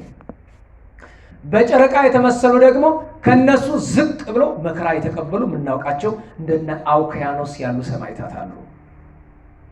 በከዋክብት የተመሰሉ የሰማዕታት ማህበረተኞች፣ ለምሳሌ ቅዱስ ጊዮርጊስ፣ በቅዱስ ጊዮርጊስ አምላክ አምነናል ብለው በአንዲት ቀን እምነት የሚሰየፉ አሉ አይደለም? እነሱ በከዋክብት ተመስለዋል። እንደገና ቀጥሎ ከጻድቃን ከገዳማውያን እንደ ተክለ ሃይማኖት፣ እንደ ገብረ መንፈስ ቅዱስ፣ እንደ አባ እንጦንስ፣ እንደ አባ መቃርስ ያሉት በፀሐይ ተመስለዋል። በፀሐይ ተመስለዋል። አማን በአማን አማን በአማን ተክለ ሃይማኖት ተክለ ሃይማኖት ፀሐይ ተክለ ሃይማኖት ፀሐይ አይደለም? ተክለ ሃይማኖት ምንድን ነው? ፀሐይ ነው። ፀሐይ በፀሐይ ባለ ፍጹም ክብር ናቸው። በጨረቃ የተመሰሉትስ ከነዚህ ከፍጹማኑ ወረድ ያለ ክብር ያላቸው። በከዋክብት የተመሰሉስ አርድእት፣ የቅዱሳን አርድእት የነበሩ አለ አይደል? መምህሮቻቸውን አገልግለው ያረፉ እነሱ ናቸው። ከምዕመናን ፀሐይ የተባሉ አብርሃምን ኢዮብን የመሰሉ ናቸው። አብርሃም ፀሐይ ነው። እንዲያውም ዘየዐርብ ለዘልፍ ባለው አንቀጽ በጸጋ አብርሃም አባታችን ዘወትር ሲያበራ ይኖራል። በነገራችሁ ላይ የሚገርማችሁ ነገር ክርስቲያኖች እኛ ብቻ አይደለም፣ አይሁዶች አባታችሁ ማን ነው ሲባሉ ማን ነው የሚሉ? አብርሃም። እስላሙስ አብርሃም ኢብራሂም ይላል። አብርሃም የሶስት እምነት አባት ይባላል አይደለም? አይደለም። አብርሃም የአንድ እምነት አባት ነው፣ የሶስት አይደለም። አብርሃም የአንድ እምነት የሁለት ክህደት አባት አይሆንም። ይህን ማወቅ አለባቸው። አብርሃም የአንድ እንዴ ሳምንቱን ላስታውሳቸው እንጂ አየኔ ነገር ሰኞ ማይዶት አይደለም? ማይዶት ምንድን ነው? መሻገር ነው አይደለም? አዎ እመቤታችን ድልድይ ሆና ጌታ አሻጋሪ መርከብ ሆኖ አዳም ሔዋን ምንድን ነው የሚባለው? ተፈሥሒ ማርያም ለአዳም ፋሲካሁ ወማዕዶታ ለሔዋን እንተ ኢትያጽመ ገቦሁ አይደለም? የአዳም ፋሲካ፣ ፋሲካና ማዕዶት እኮ ትርጉሙ አንድ ነው። ፋሲካ ማለት አለፈ ማለት አይደለም? ማዕዶትም ያው። ስለዚህ የአዳም ፋሲካ እመቤቴ አንቺ ነሽ፣ የሔዋን ማዕዶትም ማዕዶት አለዋል። እስመ ግዛኖሙ ኮነ ለወልድኪ በትንሣኤሁ፣ የእነርሱ ነፃነት በልጅሽ ትንሣኤ ነው የተደረገው። በወራብሬትኪ እግዝእትየ ዘኢይትረከብ ከማሁ መኑ ዘይትየክዝ ወመኑ ዘይላሁ። እመቤቴ በአንቺ ተራ በአንቺ ዘመን ይላል። የእመቤታችን ተራ ምንድን ነው? አዲስ ኪዳን ነው። መኑ ዘይትየክዝ የሚያዝን አለ? ደህና ዋላችሁ? አሁን በዚህ ዘመን ሐዘን አለ? በዚህ ሰሞን በትንሣኤ ጊዜ ሐዘን አለ? የለም። መኑ ዘይትየክዝ ወመኑ ዘይላሁ ዘእንበሌ ሲል ነው ከኔ በቀር። እኛ ግን እናዝናለን፣ ኃጢአተኞቹ ነን። ማዕዶት ተባለ፣ አዳም ሔዋን ልጆቻቸው የተሻገሩበት። ማክሰኞ ቶማስ ተባለ፣ ምስጢሩ የምታውቁት ነው። የቶማስ ከትንሣኤ ጋር የሚያያይዘው። ሁለተኛ ስሙ ግን ይረሳል። ዕለቷ ምን ትባላለች? ዕለተ አብርሃም ትባላለች።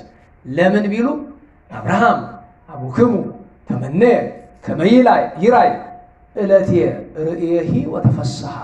በዮሐንስ ወንጌል ምዕራፍ 8 ጌታ አባታቸው አብርሃም ቀኖችን ያይ ዘንድ ተመኘ፣ አይቶም ደስ አለው።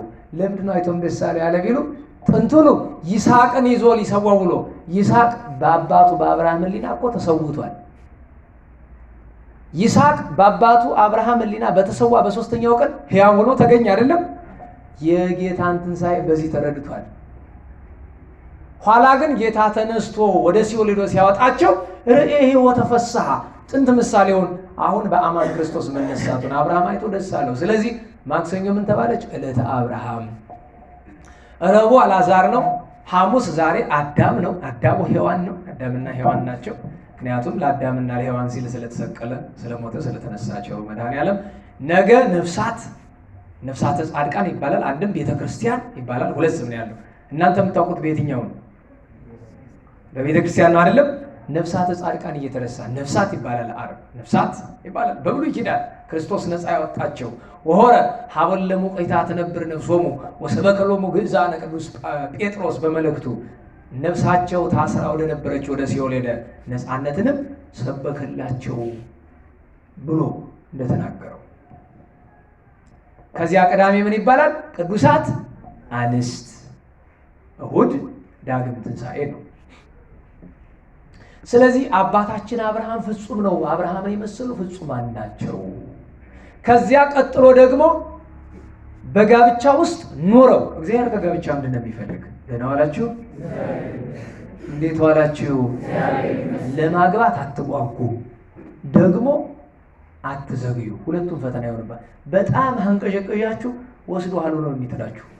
ላግባ አትበሉ፣ ረጋ በሉ፣ ደግሞ አትጎለቱ። ዛሬ ባል ሚስት አጥቶ የሚንከራተት ስንት ሰው አለ? ስለዚህ ምንድነው ሁሉም ነገር በምን ይሁን? በመጠን ይሁን። ጦጣ ተናግራለች ይባላል አይደለም? እንጂ አባቷ መቼ እንደተናገረች ግን ቢወፍሩ ዘጦ ቢቀጥኑ ወረንጦ ነው ብላለች ይባላል። ስለዚህ ምን ይሻላል? መካከለኛነት ይሻላል። በልኩ ነው። በጣምም ሳትወፍሩ በጣምም ሳትከሱ መሀለኛ ሆኑ ብላለች። ስለዚህ አትቸኩሉ፣ አንቀዥቅዣችሁ፣ ደግሞ አትዘግዩ። በጣም ዝም ብለህ ቁጭ አትበል። ፈቃድ እግዚአብሔር እየጠየቅ ተቀመጥ። እግዚአብሔር ከጋብቻ 3 ነገር ይፈልጋል። መጀመሪያ ነገር ፍቅር ይፈልጋል። ጋብቻ ውስጥ ፍቅር ከሌለ ትዳሩ እግዚአብሔር የለበትም ማለት ነው። ፍቅር ያስፈልጋል በባልና ሚስት መካከል። እንዳትረሱ። ቸሩ መድኃኔዓለም ፍቅር ያለበትን ትዳር ይስጣችሁ። በአጋጣሚ ፍቅር የሌለበት ትዳር ውስጥ ከገባችሁ እናንተ ፍቅሩን ፍጠሩ ወይም ቻሉ። አዎ በተለይ እህቶቻችን ቤት ውስጥ ፍቅር የምትፈጥር ሚስት ናት። ሴት ናት የፍቅር መሰረት። አንቺ አበላሽሽው ነው። ማስተዋል አለባችሁ። ፍቅርን ይፈልጋል አንደኛ። ሁለተኛ እግዚአብሔር አስራት በኩራት ምጽዋት ይፈልጋል። አያችሁ፣ ፍቅር ከሌለ እግዚአብሔር የለበት ትዳር ውስጥ። ሁለተኛው አስራት በኩራት ምጽዋት ይፈልጋል። ምጽዋትን አስራትን ገንዘብ ካላደረግን እዚያ ትዳር ውስጥ እግዚአብሔር የለም። ሶስተኛ ንስሐና ስጋው ደሙን ይፈልጋል እግዚአብሔር። ቀላል እኮ ነው። እነዚህን ብቻ ከሁሉ ለኑሮ ቀላል የሚባለው ትዳር ለዛ እኮ ነው። ግን እኛ ራሳችን አከበድ ነው የዘንድሮ ትዳር። ቸሩ መድኃኔዓለም ይማረን። በእውነት በጣም አዝናለሁኝ። እኔ ብዙ ነገር ያለው ብዙ ነገር እሰማለሁ። ያገቡ ሰዎች እየመጡ ብዙ ነገር። ታዲያ ምን እመክራለሁ? ለቅስናና ለጋብቻ አትቸኩሉ እላለሁኝ። አንዳንዱ ዲያቆን በተለይ በገጠር ያንቀዠቅዠዋል ቄስ ለመሆን። ተው ሰዓት ውስጥ ነው የምትገባ። እንዲሁ ብትኖር በራስህ ኃጢአት ነው የምትጠየቅ። ቄስ ብትሆን ግን በንስሐ ልጅ ኃጢአት ቁጥር ልክ ነው የምትጠየቅ። አስበህበት ነው መግባት። ቄስ መሆን ቀላል አይመስልም። ዛሬ ያም እየተነሳ አፉን የሚከፍትበት ካህን መከረኛ ነው። የዘንድሮ ካህን ደግሞ ረሃብ ይኮራዋል። ረሃብ አናቱን ይለዋል። የትንሣኤ ቀን አንድ ካህን በዚህች እስቲ በግ ይግዙ እንዲሁ መብረቅ የወረደን ይመሰላቸው። ከጉባኤያችን ገንዘብ ለማግደፊያ ሲሰጥ ብዙ የቸገረው ተብሎ ሲሰጥ ካህናት ተነሱና ከካህናት አንዱ ትንሽ የቸገራቸው አየሁኝና እችን 3000 እስቲ በግ ይግዙባት። እንዴት እንደገረማቸው አሁን ቁም ነገሩ ነው 3000 ብር ገርማቸዋል። አንዳንድ ጊዜ እንደው ነገርን ካነሳው ባለፈው ታስታውሳላችሁ፣ አንድ ካህን መኪና ገጭቷቸው አርፈው ሚስታቸው 10 ልጅ ይዘው ተቸግረው ብዬ እየደወለ ሰው ሁሉ ከውጭ እኔ ይዛቸዋለሁ። አይሆንም ወደ 8 ሰው እኔ ላይ ያዛቸው ብሎኛል። ገንዘቡን ላኩ፣ እኔ ነኝ የምሰጣቸው፣ ልብላውም ልስጣቸው ብላኩት። አልፈልግም። ለምን ብትሉ አይኔ ብዙ ነገር አይቷል። ታስታውሳላችሁ መሸከም ዱቄት የሚሸከመው አንድ ቄስ ብያችሁ ስኳር ህመምተኛ ድሮ አምና ከዛ እኔ ሲሉ አንድ ልጅ መርጬ ሰጠው። አንድ ልጅ ያዛቸውና $100 ይልክላቸዋል። 4 ሺህ ብር ማለት ነው። 4 ሺህ ብር እኮ አለቃ አያገኝም፣ እንኳን ተራምላችሁ እንኳን ቅጥር ካህን። በጣም እንዳፈርኩ ልንገራችሁ። ገንዘብ ለእኒህ ሰው ሰጥተን ቤታቸው ሞልቶ እንደገና ባንክ ቤት 20 ምናምን ሺህ ብር ዲፖዚት አላቸው። እሱ አይደለም ያሳዘነኝ፣ 100 ሺህ ቢኖራቸው ደስታዬ ነው። ያሳፍራል። አዝናለሁ በመናገሬ፣ ግን ያበላሽናቸው እኛ ነን። ሚስታቸውን አባረዋታል ተብሎ ተነገረ። ጠግበው ማለት ነው። እርባቸው ዱቄት ሲሸከሙ የነበሩ ሰውዬ በጥጋብ እንደገና ሚስታቸውን አባረሯል። ምን ወሰንኩኝ? ከዛሬ ጀምሮ 4000 ብር ቆሟል። 10 ከዚህ በኋላ ደም ሲተፉ ባያቸው 10 ሳንቲም አልሰጣቸው። ደም ቢተፉ ያው ያቺ 20 ምናምን ሺህ ብር እስከምታልቅ ይዝናኑበት ከፈለጉ። ይሄን ካየው በኋላ እኔ ለገሌ እኔ አልሰጧል። እኔ መጥኝ ለምን 100 ብር አልሰጠው? በቃ ደግሞ ስንት የተቸገረ ሰው አለ። አንዱ ልጅ 7500 ብር ይላከለ። 7500 ብር ለ5 ሰው ይሆናል። ለ5 የተቸገረ ሰው በየወሩ። እኛ እኮ መናገሩ ያው አስፈላጊ ስላልሆነ ነው እንጂ ከ15 በላይ እናቶችና ካህናት እና ያብነት ተማሪዎች አሉ እኛ ጋር በየወሩ 1500 2000 ብር የሚወስዱ። አስቡት እስኪ በወር ስንት ብር እንደሚያስፈልገን። እንደው በ1500 ብር ብታሰሉት ለ15 ሰው ስንት ነው የሚያስፈልገን? ከ25000 ብር አያስፈልግም? እና ያንን የት እናመጣዋለን? እግዚአብሔር ቸር ነው፣ በሚያመጣው ያመጣዋል። ስንት የሚገርማችሁ እንኳን እንደዛ ተልኮ እንዴ አንዳንዶቹ የሚረዱ የሚታገዙ ገንዘብ ከዝክረ ቅዱሳን የሚወስዱ ሰዎች መጥተውም እንደሚሉት ታውቃላችሁ፣ ደሞዝ የሚወስዱ ያስመስሉታል። ይሁን ያስቀመጡት ባንክ ቤት ብር እኔ ይቅርታ አድርጉልኝ፣ ምናልባት እንዲህ ብዬ ስናገር ከመሃል ላይ ድንገት የምትወስዱ ሰዎች ካላችሁ የራሳችሁ ጉዳይ ነው። አዎ ስርዓት መያዝ አለብን። የ3 ወር አለብህ ብሎኛ ቃል አንድ ሰው መጥቶ የፈለገበት ቦታ ከርሞ መጥቶ 3 ወር አልወሰድኩም የ3 ወር ትሰጠኛለህ። ጥሮታ ነው ወይስ የመንግስት ደሞዝ አድርገው ነው? በጣም አስቸጋሪ እንደዛ። በነገራችሁ ላይ የቸገረው ሰው አንገቱን ደፍቶ ነው መኖር ያለበት። አንዳንዶቹ ደግሞ መስራት እየቻሉ ደግሞ ገንዘቡን ለምደው እግራቸውን አጣጥፈው ቁጭ ያሉ ሰዎች ደግሞ አያለው። አንድ ሰው በቅርብ አሰናብቻለሁ። አዎ እኛ እኮ ባለጤና ቁጭ ያለ ሰው ልንቀልብ አይደለም፣ ለዕለት መከራ ስለመጣባት ነበር እኮ ይዘናት ነበር። እንደው ቁጭ ብላ እንድትቀልብ ደግሞ አይደለም፣ የሰው ላበት እኮ ነው። ምን ልላችሁ ፈልጌ ነው፣ እንዲያው ነገርን አመጥቶት እንደው ትዝ ብሎኝ እና ብዙ ወንድሞች እህቶች አሉ። እኛ እናት ይሄው ጀምረንላቸዋል፣ በየወሩ እየመጠነን እንሰጣቸዋለን። በቃ 1000 የምንስጣቸው 2000 የምንስጣቸው እሱ የኛ ውሳኔ ነው። እግዚአብሔር አምላካችን ማስተዋሉን ይስጠን። መንገድ ስቼ ወጣሁኝ፣ መልሱኝ እስቲ ወደ ኋላ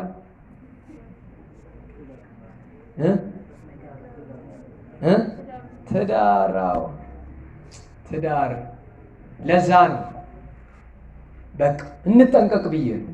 አስቸጋሪ ነው። እግዚአብሔር አምላካችን ለሁሉም ማስተዋሉን ይስጠን። እንግዲህ ስለ ትንሣኤ፣ ስለ ፀሐይ፣ ስለ ጨረቃ፣ ስለ ከዋክብት ብርሃነ ዓለም ቅዱስ ጳውሎስ በአንደኛ ቆሮንቶስ ምዕራፍ 15 ቁጥር 41 ያስተማረው ከረጅም ባጭር ከሙሉ በክፍል ነው ይመስል። እግዚአብሔር አምላካችን ብርሃነ ትንሣኤውን ይገለጽልን፣ ብርሃነ ትንሣኤውን ይገለጽልን። በትዳርም ያለን ትዳሩን አክብረን፣ በሌላም ይወታል ሌላውን አክብረን፣ ቢቻለን እንደ ፀሐዮቹ፣ ባይቻለን እንደ ጨረቃ፣ ቢቀር እንደ ከዋክብቱ፣ ያም ቢያቀት የከዋክብቱ ባሮች ሆነን እንድንኖር ቸሩ መድኃኔዓለም ይርዳን። የሁለት ሳምንቱን ቅዱሳን እናዘክር እና እንጨርሳለን። ተገናኝተን የነበረ በ13 ነው። በ14 ሊቀ ጳጳሳት አባታችን አባ መክሲሞስ፣ በ15 ጻድቁ አቡነ አቢብ፣ እናታችን ቅድስት ለእስክንድርያ፣ አባታችን መጥምቁ ቅዱስ ዮሐንስ ዓመታዊ የእረፍት በዓሉ፣ አባታችን ሊቁ ቅዱስ ኒቆላዎስ፣ እመቤታችን ልብስ ጌታችን ዙፋን የሰጡት ደግ ቅዱስ ሰው ቅዱስ ኒቆላዎስ ዓመታዊ በዓላቸው ተከብሮላቸዋል። በ16 ሐዋርያ ሰማዕት በአርማ በምትባል ሀገር ዛሬ ቱርክ ውስጥ ጴርጋሞን የምትባል በዮሐንስ ራእይ ምዕራፍ 2 ቁጥር 13 ላይ ተጽፎ ታገኙታላችሁ። ግን አንቲቦስ ነው የምንለው እኛ። እነሱ ማን ያሉት? አንቲጳስ ብለውታል። አንቲጳስ፣ እኛ አንቲቦስ እንለዋለን። ደገኛ ሰው ነው። ደጋግሜ ተናግሬያለሁ። የጥርስ በሽታ መድኃኒት ነው ቅዱስ አንቲቦስ። ድጋሚ ላስታውሳችሁ። ገድሉን ስጠን የምትሉ ልጆች አላችሁ። ገድሉ የለም፣ እስካሁን አላገኘሁትም። ዝም ብላችሁ አምናችሁ ጸልዩ። የሁሉ ገድል ይገኛል ብላችሁ ነው? በእምነት መጸልይ ነው። ቅዱስ አንቲቦስ በ17 ሐዋርያው ቅዱስ ያዕቆብ ወልደ ዘብዴዎስ የዘብዴዎስ ልጅ ቦአርኔጌስ የተባሉ እንግዲህ ደቀ መለኮት ደቂቀ ምስጢር የተባሉ የዮሐንስ ወንጌላዊ ታላቅ ወንድም የዘብዴዎስ የማርያም ባውፍሊያ ልጅ በሐዋርያት ሥራ ምዕራፍ 12 ሄሮድስ አንገቱን የቆረጠው ከሐዋርያት ቀድሞ ሰማዕት የሆነ ከ12ቱ ቀድሞ ሰማዕት የሆነ እሱ ነው። እሱን እንዲህ ስላደረገው እግዚአብሔር ሄሮድስን ከተቀመጠበት ቦታ ተልቶ እንዲሞት አድርጎታል። እግዚአብሔር ለቅዱሳን እንደዚህ ይፈርዳል። በእውነት ዛሬም ፍርዱን አያረቅብን። በእውነቱ ብዙ ቅዱሳንን የሚያሰቃዩ ስላሉ ማለት ነው። በ18 አባታችን አባ ቡላ አቡነ አቢብ ሰማዕትነታቸው በ15 ከሞት መካከል የተነሱበት ነው። አቡነ አቢብ 10 የሞተው ስለተነሱ መጀመሪያ ሰማዕት ሆነው የሞቱ ግን በ18 ነው። ሚያዝያ 18 ነው። የዚያን ቀን ቅዱስ አውሳቢዮስ ገብሩ ለቅዱስ ሱስንዮስ የቅዱስ ሱስንዮስ አገልጋይ የነበረ አውሳቢዮስ ዓመታዊ በዓሉ ነው። እንደገና የአባ ብሶይ ወንድም የተባለ አባታችን አባ ጴጥሮስ ሰማዕቱ ዓመታዊ በዓሉ ተከብሮለታል። ሚያዝያ 18 ቀን። ሚያዝያ 19 ቀን ቅዱስ አባታችን ስምዖን ዘአርማንያ አረጋዊ ነው። በ120 ዘመኑ ለሰማዕትነት የበቃ ከአርማንያ ተነስቶ ፋርስ ገብቶ የፋርስ ጳጳስ ሆኖ ብዙ ተሰቃይቶ ሰማዕት ሆኗል። ከ150 ተማሪዎቹ ጋር ማለት ነው። በ20 ቅዱስ በብኑዳ ነው። በብኑዳ የሚባሉ ሁለት ናቸው በዋነኝነት፣ ብዙ አሉ ግን አንደኛው ባህታዊው አባ በብኑዳ ማለት የአባ መቃርስ ደቀ መዝሙር የአቡነ ኪሮስ መምህር ነው። ሁለተኛው ሰማዕቱ በብኑዳ ነው። ብዙ ጊዜ አንዳንድ ጽሑፍ ስመለከት ይቀላቅሏቸዋል። አትቀላቅሏቸው። ሰማዕቱ በብኑዳ ሌላ ነው፣ ጻድቁ በብኑዳ ሌላ ነው። ሰማዕቱ በብኑዳ ተሰይፎ ነው የሞተው። ጻድቁ በብኑዳ አንበሳ ነው የበላው። በልመናው መሰረት አንበሳ ነው የበላው። ስለዚህ ሰማዕቱ ቅዱስ በብኑዳ ቄርሎስ ከሚባል እና ከቄርሎስ ከሚስቱና ከ12 ልጆቹ ይገርመኛል። በየዓመቱ እላቸዋለሁ ከቅዱስ በብኑዳ ጋር ሰማዕትነትን የተቀበለው ቅዱስ ቄርሎስ ሚስት አለችው። ደግሞ ስንት ልጆች አሉት? ወንዶቹ ብቻ 12 ናቸው። እናንተ ዘንድሮ መውለድን ስትፈልጉ ቢበዛ 2 ቢያንስ 1 ነው አይደለም? በተለይ ወንድና ሴት ከወለዳቸው እዛ በኋላ ማህፀን ይዘጋልኝ ነው የምትሉ 12 ልጆቹ ጋር ሰማዕትነት ተቀብሏል። ክብራቸው ይደርብን። በ21 የእመቤታችን በዓል ነው። ሰላም እብል እንዘሁ ብፃ ለድንግልናኪ ክልኤንተ ውስጥ ወአፍአ። በውስጥ በውጭ በአፍአ በውስጥ በህሊና በስጋ በሁለት ወገን ድንግል ለሆንሽ ለአንቺ ያንቺን ድንግልና እያደነቅኩ እያመሰገንኩ ሰላም እልሻለሁ። ማርያም እግዝእት ማርያም እመቤት ነሽ ይናታል። ምንድን ናት እመቤታችን? እመቤት እንተ ወለድኪ እግዚአ ጌታን የወለድሽ ይከውን ዜና ዝግርኪ ለመበዝን ተሰማ ለአማውት ማየ ወላይ ጽምት ቅባ። ጣዕመ ዜናሽ ስላንቺ ሲተረክ አንጀት ውሃ ሲያገኝ እንደሚርሰው ይርሳል። አጥንት ቅባት ሲያገኝ አሁን ሰሞኑን ታውቃላችሁ ነው ሸኮናውን ቅልጥሙ ምናምን እየቀለጠምክ እየሰበርክ ትበላለህ ትጠጣለህ አይደል? አቤት አቤት መታደል ያልኩ ለምን መሰላችሁ? ጥንካሬው ጥርሳችሁ። አንድ ገበሬ ጥርሱን የጨረሰ ገበሬ ሀብታም ነው። ሌላ ደሃ ገበሬ ቀጥሯል አብሮ የሚያኖረውና ማታ ቤት ይገባሉ። ማታ ቤት ሚስት እግር አጥባ እሳት አንድዳ አሰሮሃና ቆሎ ታቀርባለች። እንግዲህ ከራት በፊት እሱ ማማማቂያ ነው። አሁን እኔ አንድ ፊኝ ቆሎ በበላ ራቱ ተዘጋ ነው በቃ። እዛ ግን ያው ደግሞ የገጠር የባላገር ሆድ ሰፋ ያለ ነው። ስራውን በዛው በልቶ ይሰራላ። እኔ አንድ ድንጋይ ተሸከም ብትለኛለች አልችልማ። መጽሐፍ ምን አለ እስቲ ዳዊት የተማራችሁ ብልዑ ወሰግዱ ኩልክሙ ጥሉላነ ምድር አለ የሚል መጽሐፍ። ብሉና ምን በሉ አለ። እኔ አሁን ስግደት ያው ሰነፍ አይደለሁኝ። ምን ልላችሁ ፈልጌ ነው፣ መብላት ጥሩ ነው። አንዳንድ ጊዜ ወንድሞቼ ጠበቅ አድርገህ ብላ። እውነቴን ጠበቅ አድርጋችሁ ብሉ፣ ግን ደግሞ ስገዱ። አሁን በባለ 50 ሳይሆን በሚሰገድበት ጊዜ ማለት ነው። አሁን ቀነስ አድርጉ።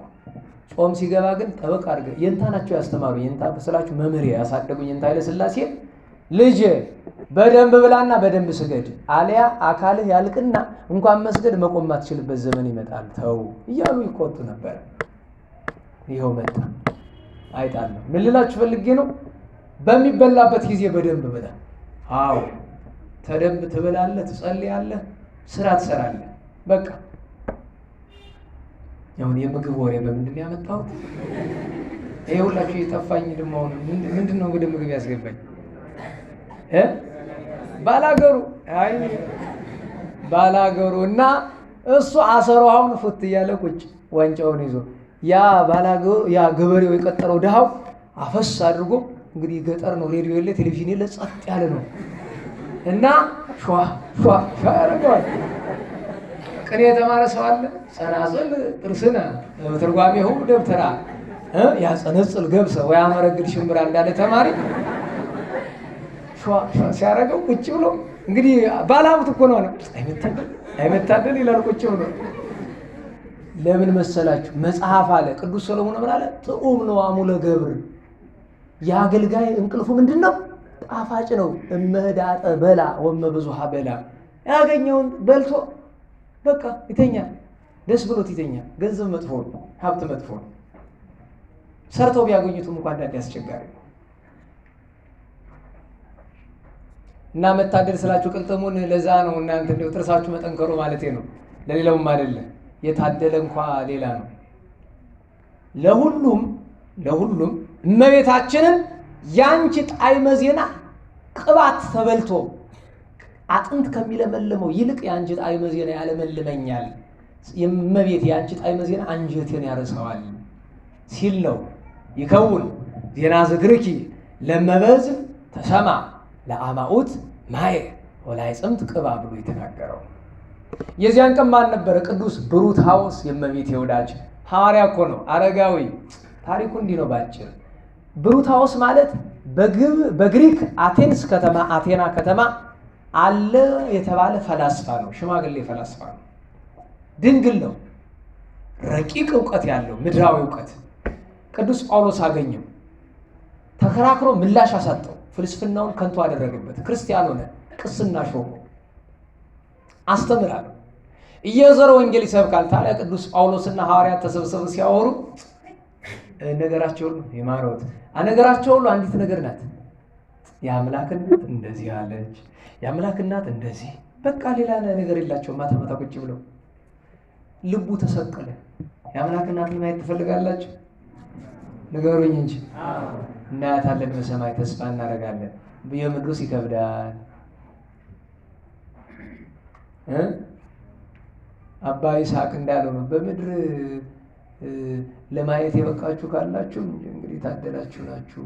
ይኖራል አለ መኖር ሳለ ግን እንደ አባ ይስሐቅ ነው። አባ ይስሐቅ እመቤቴ ልይሽ እያለ ብዙ ዘመን አለቀሰ።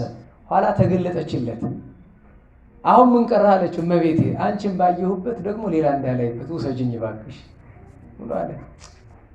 አሁን እንደዚህ የሚባል ማድረግ የደረሰ ካለ እንዲህ ነው ልመናው፣ ውሰጅኝ ነው በሉ እስቲ። አዎ እንደሱ። ታዲያ ቅዱስ ብሩታዎስ የአምላክ እናትን ሳላይማ አልሞትም ብሎ ከግሪክ አቴንስ ተነስቶ እየሰበከ የት ይሄዳል? እስራኤል ኢየሩሳሌም መቼ ይደርሳል? በ49 ዓመተ ምህረት በወርሃ ጥር በዕለተ ሰንበት ጥር 21 ቀን ደረሰ። አይመታደል። ያ ቀን ምንድን ነው? እመቤታችን የምታርፍበት። አገኛት በአካል ሳታር ተባረከ።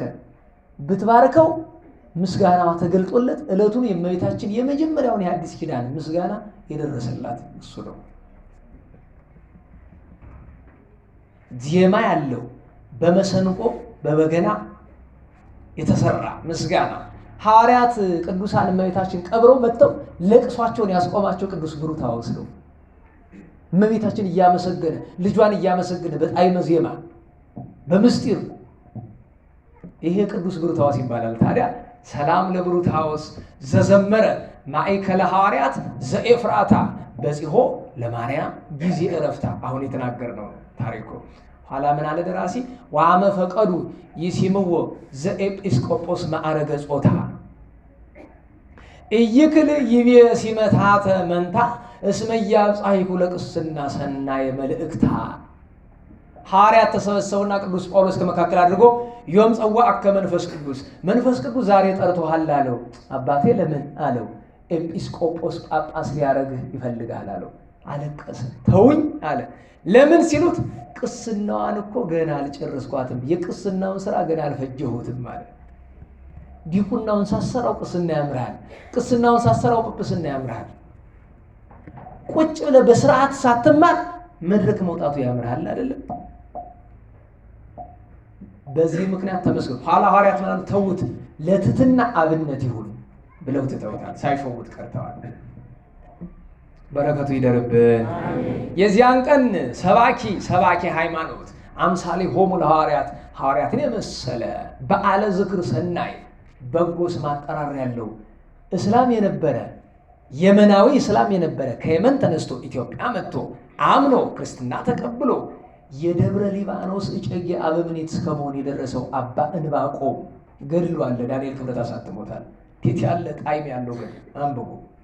አባ ዕንባቆም አንቀጸ አሚንን የደረሰ መጽሐፈ ቄደርን የደረሰ ስንት ድርሳናትን የደረሰ ስንት መጽሐፍትን የተረጎመ የኢትዮጵያ ብርሃን የተባለ የመናዊ ተፍሲር እኮ ነው። እስላም ከእስልምና ከየመን ተነስቶ ኢትዮጵያ አይደለም እኮ ኢትዮጵያን ተመልከቱ። ዛሬ ከድንበር ይወጣልኝ የምንባል ኢትዮጵያን ትናንት የመናዊ ሰው የገዳም አበምኔት አድርገን እንሾም ነበር ደብረ ሊባኖስ ላይ። ዛሬ በደብረ ሊባኖስ ዙሪያ ያሉ ሰዎች እንትና አማራ፣ እንትና ትግሬ፣ እንትና ኦሮሞ ይላሉ። መድኃኔዓለም ማስተዋሉን ይስጣቸው በእውነት። የአባ ዕንባቆም በረከቱም ይደረብን።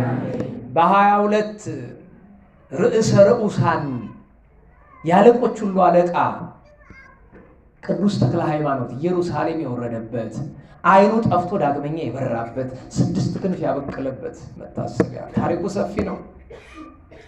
ወንጌልን እየዘራ ከግብፅ ኢየሩሳሌም ገብቶ ጌታ የተጸነሰበትን፣ የተወለደበትን፣ የተሰደደበትን፣ የተጠመቀበትን፣ ያስተማረበትን፣ ታምር የተሰራበትን፣ የተሰቀለበትን፣ የሞተበትን፣ የተቀበረበትን፣ የተነሳበትን፣ ያረገበትን የድንግል ማርያም ያሉ እያየ እያለቀሰ የአባታችን ተክለ ሃይማኖት ዓይኑ ጠፋ በለቅሶ ብዛት።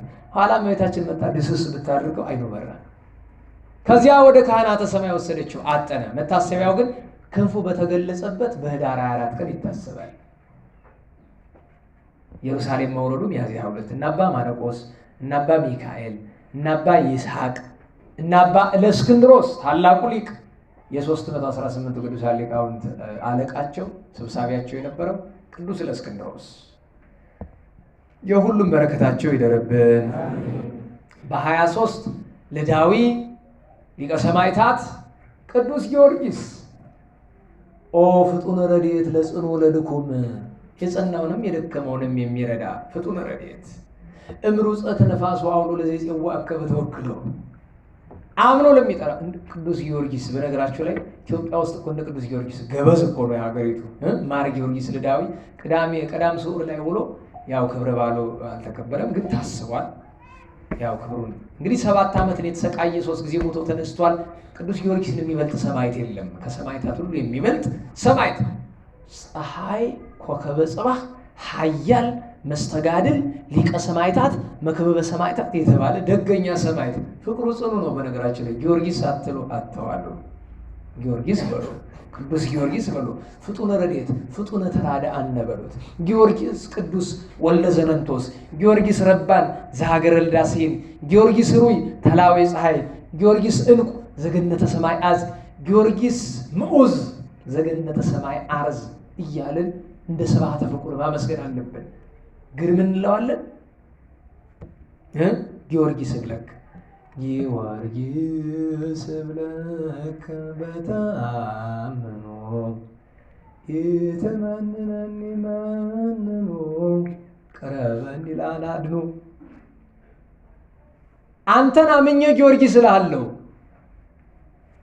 መናቅን አትናቀኝ ኃጢአተኛ ነው ብለህ ና ለማዳን ወደ እኔ ቅረብ ነው ነገሩ። በረድኤቱ በአማላጅነቱ ያድነን፣ በረከቱም ይደረብን።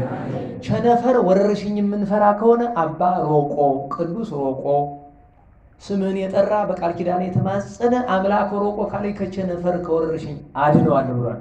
ኮሮና ቫይረስ ከነ ክትባቱ የሚገርማችሁ ኮሮና ከወረርሽኙ በጣም የሚያስፈራ ምን ሆነ? ክትባቱ። ኮሮና እንትና የሚባል ዝነኛ ሰው በኮሮና ሞተ እንትና የሚባል ምን ድንቅ ነው? ይሙታ እግዚአብሔር ጠራው ይሄዳ። ዝነኛ ሰው ሲሞት ነው እንደምንፈራው። ኮሮና ቫይረስ መድኃኒት አለው። ተናዋላችሁ? እንዴት ዋላችሁ? ኮሮና ቫይረስ መድኃኒት አለው። ክትባቱን ግን አይደለም። እግዚአብሔር የሚያውቀው መድኃኒት አለው። እግዚአብሔር አምላካችን የአባ ሮቆን በረከት ያሳድርብን። በ24 ቅዱስ ጻና ዓመታዊ በዓሉ ተከብሮለታል። ሰማዕቱ ቅዱስ ጻና አባ ስንቱዩ ስንቱዩ ሽኖቴ ስንቱዩ ማለት ሲኖዳ ማለት ነው፣ ወይም ሽኖዳ ለማለት ነው። ሽኖዳ የሚለው ነው ስንቱዩ የምንለው እኛ። እነሱ ሽኖዳ ይሉታል፣ እኛ ሲኖዳ ስንቱዩ እንለዋለን። ቄርሎስ የምንለው ጌርሎስ እንደሚሉት ወይም ሲሪል ሳይሪል እንደሚለው ፈረንጅ ማለት ነው። በ25 እናታችን ቅድስት ሳራ ያቺ ደግ ሴት ሶሪያ ላይ ባሏ ክዶባት መንታ ልጅ ወልዳ የሚያጠምቅላት ቄስ ሁሉ ታርዶ አልቆ ቤተክርስቲያን ተቃጥሎ አልቆ ከሶሪያ ተነስታ ሜዲትራኒያን ባህርን አቋርጣ ግብፅ የመጣችው ልትመጣ ስትል ማዕበል ተነስቶባት ሳይጠመቁ እንዳይሞቱ ብላ እራሷ ያጠመቀቻቸው። ኋላ ሜሮን ቢታጣ ጡቷን ሰንጥቃ ደሟን የቀባቻቸው። በዚያ ምክንያት ጌታ ያጠመቀላት ደግኛ ተመልሳ ክርስቶስን ስላመነች 2 ልጆቿን በሆዷ ላይ አስረው በእሳት አቃጥለው ይገድሏት። ብፅዕት ሳራ እቺ ናት እናታችን። የማንም ልክስክስ እየመጣ ቅዱሳንን አፍ እንደሚከፍት አይደለም። እንዲህ ነው ክርስትና እዚህ የደረሰው። እንዲህ ነው እናቶቻችን የኖሩት። በረከቷ ጣዕመ ረድኤቷ ይደረብን በእውነቱ። ታላቁ ጻድቅ አባ በብኑዳ አንበሳ የበላው ስለ ቃል ኪዳን አባ በብኑዳ የአባ መቃርስ የመጀመሪያው ደቀ መዝሙር ደገኛው ጻድቅ አባ በብኑዳ የዚያን ቀን ዓመታዊ በዓሉ ነው። ሌሎች በዓላትም ነበሩ። በ26 ቅዱስ ሱስንዮስ ወልደ ሱሲ ታሪኩ ሰፊ ነው፣ ሌላ ጊዜ እናነሳለን። ዮሐንስ ወልደ ጸራቢ የነነዌ ዛሬ ኢራቅ የምትባል ቦታ የተነሳ ደገኛ ሰማዕት። እንዴት ያሉ ክርስቲያኖች ነበሩባት ኢራቅ። ዓመታዊ በዓል ትናንት ስመጥር ደገኛው ቅዱስ ፊቅጦር ገድሉን አንብበናል። የዛሬ 6 ዓመት እንደሆነ ምዑዝ ፊቅጦር፣ ጥዑም ፊቅጦር። በነገራችሁ ላይ ቅዱስ ፊቅጦርን የሚዘክር ሰው በየወሩ በ27 የሚያስበው ዓመታዊ በዓሉን አስበው የሚዘክረው ሰው ሲሞት ከቅዱስ ፊቅጦር ዝቅ ያለ የወርቅ ወንበር ይሰጠዋል። የብርሃን አክሊል ይደፋለታል። የብርሃን ካባ ላንቃ ያለብሱታል። የብርሃን መታጠቂያ ያስታጥቁታል። የብርሃን ዘንግ ያስይዙታል። የብርሃን ጭራ መነሳን ይሰጡታል። የብርሃን ጫማ ያጫሙታል። መላእክት በአራት አቅጣጫ ከበው ይዘምሩለታል። ከሕይወት ፍሬ ያበሉታል። ይህን ሁሉ የሚፈልግ ካለ በቅዱስ ፊቅጦር ስም ይዘክራል። በረከቱ ይደረብን፣ ንጽህናው ይደረብን። ቅዱስ ፊቅጦር አብረውት እነማን ነበሩ? የእሱ ማህበረተኛ ብፅዕት እስጢፋና። ወንድ እስጢፋኖስ ከተባለ ሴትም ትባላለች እስጢፋና። አክሊል ማለት ነው፣ ብርሃን አክሊል ማለት ነው። ዘተመትረት ለክሊል ከሁለት ሰንጥቀው የገደሏት በክርስቶስ ስላመነች። አባ ኖባ፣ ሶሲማ፣ ብፅዕት ማረታ እናቱ ዓመታዊ ባላቸው ነበር። እንዳትረሱት ይዛን ቀን ከኢትዮጵያውያን እናቶቻችን መካከል የአባ ገብረ ናዝራዊ የኢትዮጵያዊ ጻድቅ እናቱ ቅድስት ክርስቶስ ክብራ የዚያን ቀን ዓመታዊ ዕረፍት ባሏ ነው። ገዳመ ወንያት የምታውቁት ከሆነ የአቡነ ሐራ ድንግል ደቀ መዝሙር የነበረች ጻድቅት ሴት ነበረች። ዓመተ እግዚ የምትባል እንዴት ያለች ደግ ሴት! ዓመተ እግዚ ቅድስት ያረፈችው ሚያዝያ 27 ቀን ነው። ሚያዝያ 28 ነው ዛሬ። ሰማዕቱ ቅዱስ ሜሊዮስ፣ ሰማዕቱ ቅዱስ ብስጣውሮስ፣ ሰማዕቱ ቅዱስ ዋሲሊኮስ ዓመታዊ በዓላቸው ነው።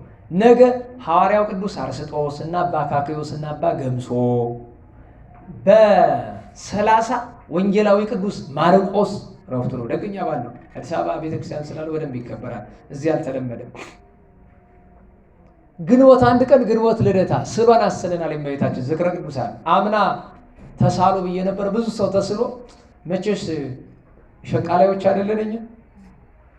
ብዙ ሰውን የተሳለ አምጡ እያልኩ የሁሉን ገንዘብ ሰብስቤ ከሁሉ አውጣትቼ አሳልኩና በተወሰነው ገንዘብ የተረፈው ገቢ ሆነ። ምን አለ ስራ ይሰራበታል። ለምን? ሁሉም ተስሏልና፣ ሁሉም ደርሶለታል። እግዚአብሔር ይመስገን። እመቤታችን አድርጋላቸዋለች። እና እመቤታችን ልደት የዚያን ቀን አባ ሕርያቆስ ዓመታዊ በዓሉ ነው። በሁለት ጻድቅ ሰው ቅዱስ ኢዮብ ዓመታዊ በዓሉ ነው። አባ ቴዎድሮስ፣ በሶስት ሐዋርያው ቅዱስ ያሶን፣ በአራት አባታችን ጻድቁ የሚዳው መልከጼዴቅ አቡነ መልከጼዴቅ። የዚያኑ ቀን የአቡነ ተክለ ሃይማኖት ደቀ መዝሙር ጻድቁ አባ አድሃኒ ዓመታዊ በዓላቸው ይከበራል። የምንገናኘው ከ6 ቀን በኋላ ረቡዕ በ4 ነው። ከዛሬ ብንቆጥረው ለ5 ነው የሚሆነው፣ ግን ረቡዕ ስለሆነ የምንገናኘው በ4 ነው። 5 የአባታችን የኔታ ጉባኤ ይኖራል። እሱ ሐሙስ ነው። ዛሬ ሳምንት እሱንም መሳተፍ ትችላላችሁ። ሳምንት እናስታውሳችኋለን። ዘላለም ሥላሴ የቸርነቱን ስራ ይስራልን፣ ብርሃነ ትንሣኤውን ይገለጽልን።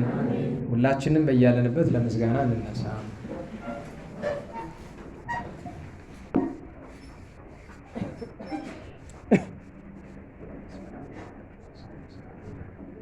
ስብሐት ለአብ ስብሐት ለወልድ ስብሐት ለመንፈስ ቅዱስ ስብሐት ለአብ ስብሐት ለወልድ ስብሐት ለመንፈስ ቅዱስ ስብሐት ለአብ ስብሐት ለወልድ ስብሐት ለመንፈስ ቅዱስ ስብሐት ለእግዝእትነ ማርያም ድንግል ወላዲተ አምላክ ስብሐት ለመስቀለ እግዚእነ ኢየሱስ ክርስቶስ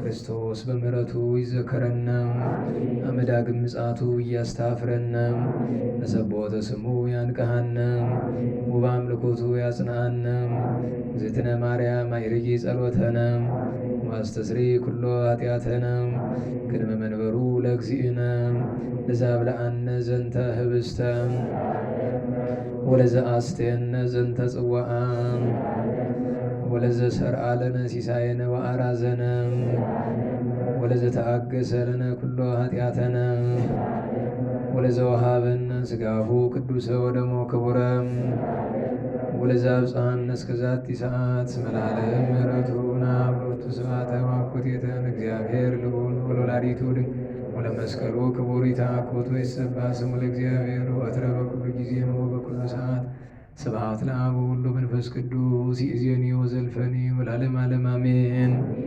አውሎጉሶን አውሎጉሶን አውሎጉሶን በእንተ አብ ወወልድ ወመንፈስ ቅዱስ አቀበት ለወጡ ቁልቁለት ለወረዱ እርጥብለት የሰባቸው ደረቅ ለነደደባቸው ለረዱ ለተራዱ ለዘከሩ ላዘከሩ ስመ እግዚአብሔር ስመ ማርያም ድንግል ስመ ቅዱሳን ለጠሩ ሁሉ እግዚአብሔር አስበ ቅዱሳን ይሰብልን። ጸሎተ እግዝእትነ ማርያም እንበል። ሰላም ለኪ ዘንሰግድ ለኪ ንግሥተ ዓለሙ ማርያም ምናስተበቋኪ ማርያናዊ ተማይጸነብኪ በእንታና ምኪ ወያቄ ማወኪ ማህበረን ወትረ ድንግል ባረኪ። ጸሎተ እግዝእትነ ማርያም ድንግል ወላዲተ አምላክ ታበዩ ነፍሴ ለእግዚአብሔር ወትታሰይ መንፈሴ በአምላኬው ምድር እስመ ርኤ ሕማማ ለአመቱ ናሁም ይእዜሰ ያስተበጽሑኒ ኩሉ ትውልድ እስመ ገብረ ሊተ ኃይለ አብያተ ቅዱስ ስሙ ወሳይሉኒ ለትውልደ ትውልድ ለለ ይፈርሁ ገብረ ኃይለ በመዝራዕቱ ወዘርዖሙ ለለ ያብዩ ሕሊና ልቦሙ ወነሰቶሙ ለኃያላን መናብርቲሆሙ አይቤዮሙ ለትሑታን በረከቱ ለረቡባን ወፈነወ ምራቆሙ ለብዑላን ተወክፎ ለእስራኤል ቁልኤሁ ወተዘከረ ሳይሉ ወዘይቤሎሙ ለአበዊነ ለአብርሃም ወለዘርኡ እስከ ለዓለም ባርክና ቅድስና አንጽሕና እግዝእትነ ፍትሕነ እማይሰሪው ለሰይጣን እምቡድ መድኅን ወለተ ብርሃን ኦ መዝገበ በረከት መዝገበ ቅድሳት መዝገበ ንጽሕ መዝገበ ራሔ መዝገበ የዋሃት ባረክነ በእድኪ በከመ ባረኪው ለኤፍሬም ፍቁርኪ በበረከተ ወልድኪ ወአብ መንፈስ ቅዱስ ስብሐት ለአብ ወወልድ ወመንፈስ ቅዱስ ለዓለሙ ለዓለመ ዓለም።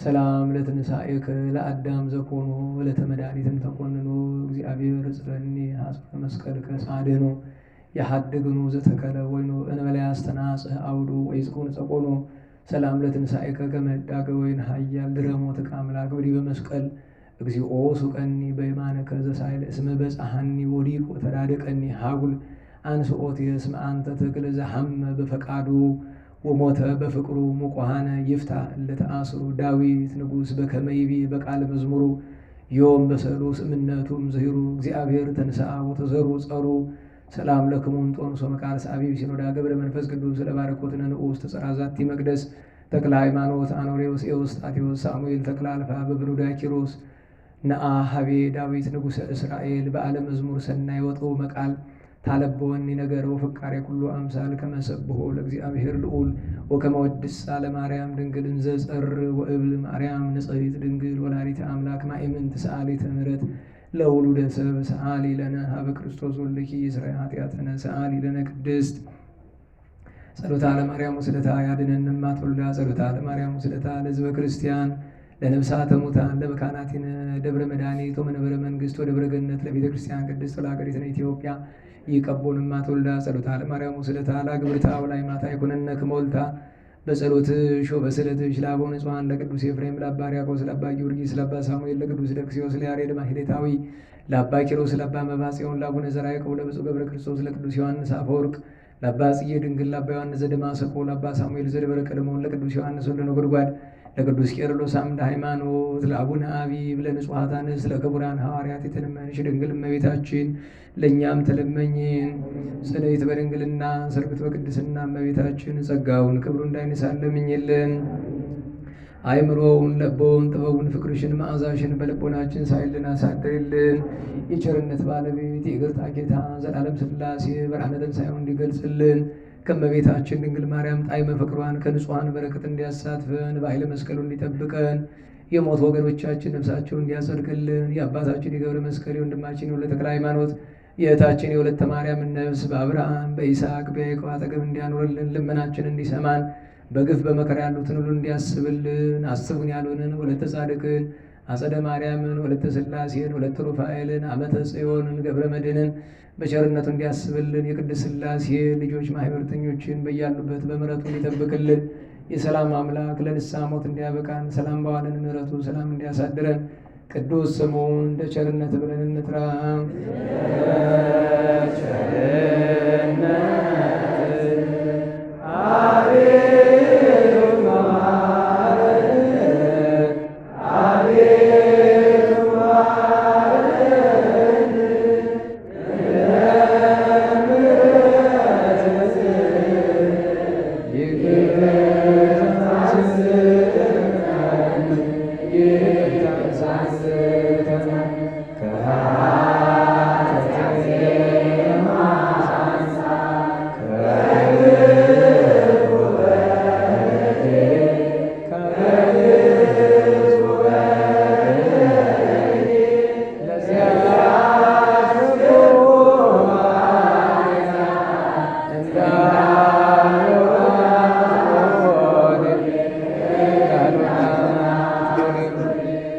Yeah.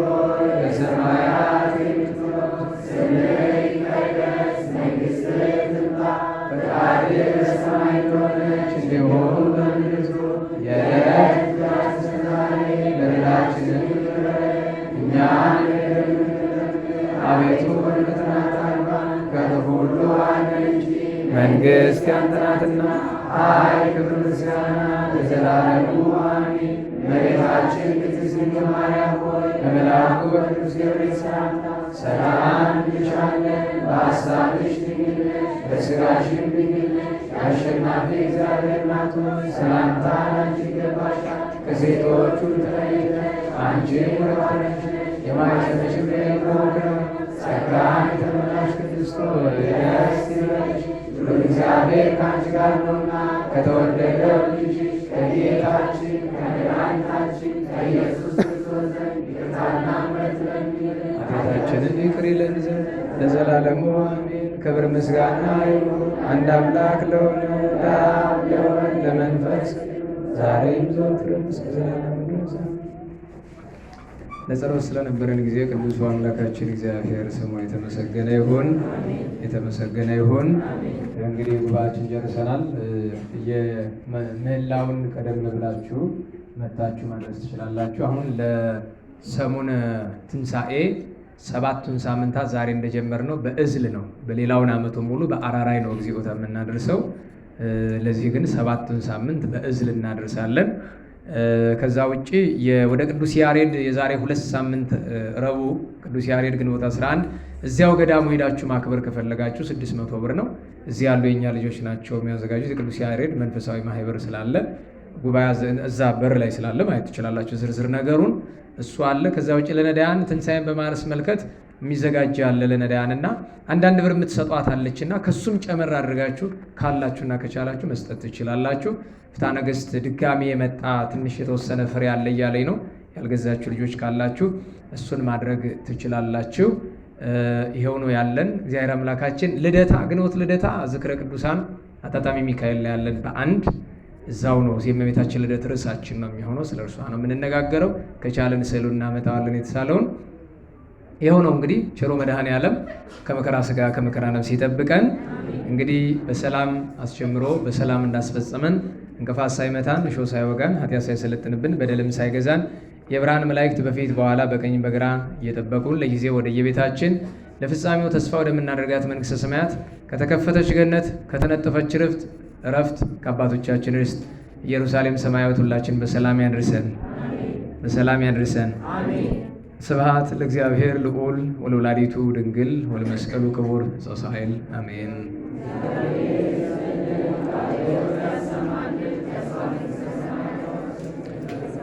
አሜን። በቸርነቱ ይደረግልን። መሽቶባችኋል፣ መብራትም ስለሌለ እኔንም በጊዜ እንድሄድ ቀጥ ብላችሁ ወደ የቤታችሁ ጸጋ ነሳይነ የዚህ ዘመን ዝማሬ ስለሆነ እንዘምረዋለን። ጸጋ ነስተናል፣ ሕይወትንም አገኝተናል። በሥላሴ ስም እንዘምራለን።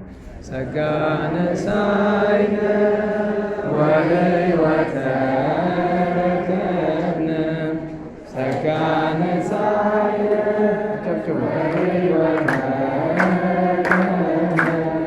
በኃይለ መስቀሉ ለኢየሱስ ክርስቶስ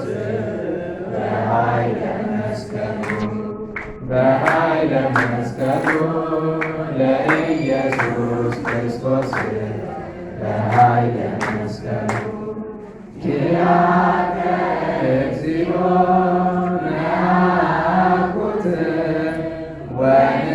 ወንሴብሐከ እግዚአብሔር ኪያከ እግዚኦ ነአኩት ወንሴብሐከ እግዚአብሔር ጸጋን ተቀበልን ሕይወትንም አገኘን። ጸጋን ተቀበልን ሕይወትንም አገኘን። በመስቀሉ ኃይል ለኢየሱስ ክርስቶስ በመስቀሉ ኃይል ለኢየሱስ ክርስቶስ በመስቀሉ ኃይል አቤቱ አንተ እናመሰግናለን። እግዚአብሔር አቤቱ አንተን እናመሰግንሃለን።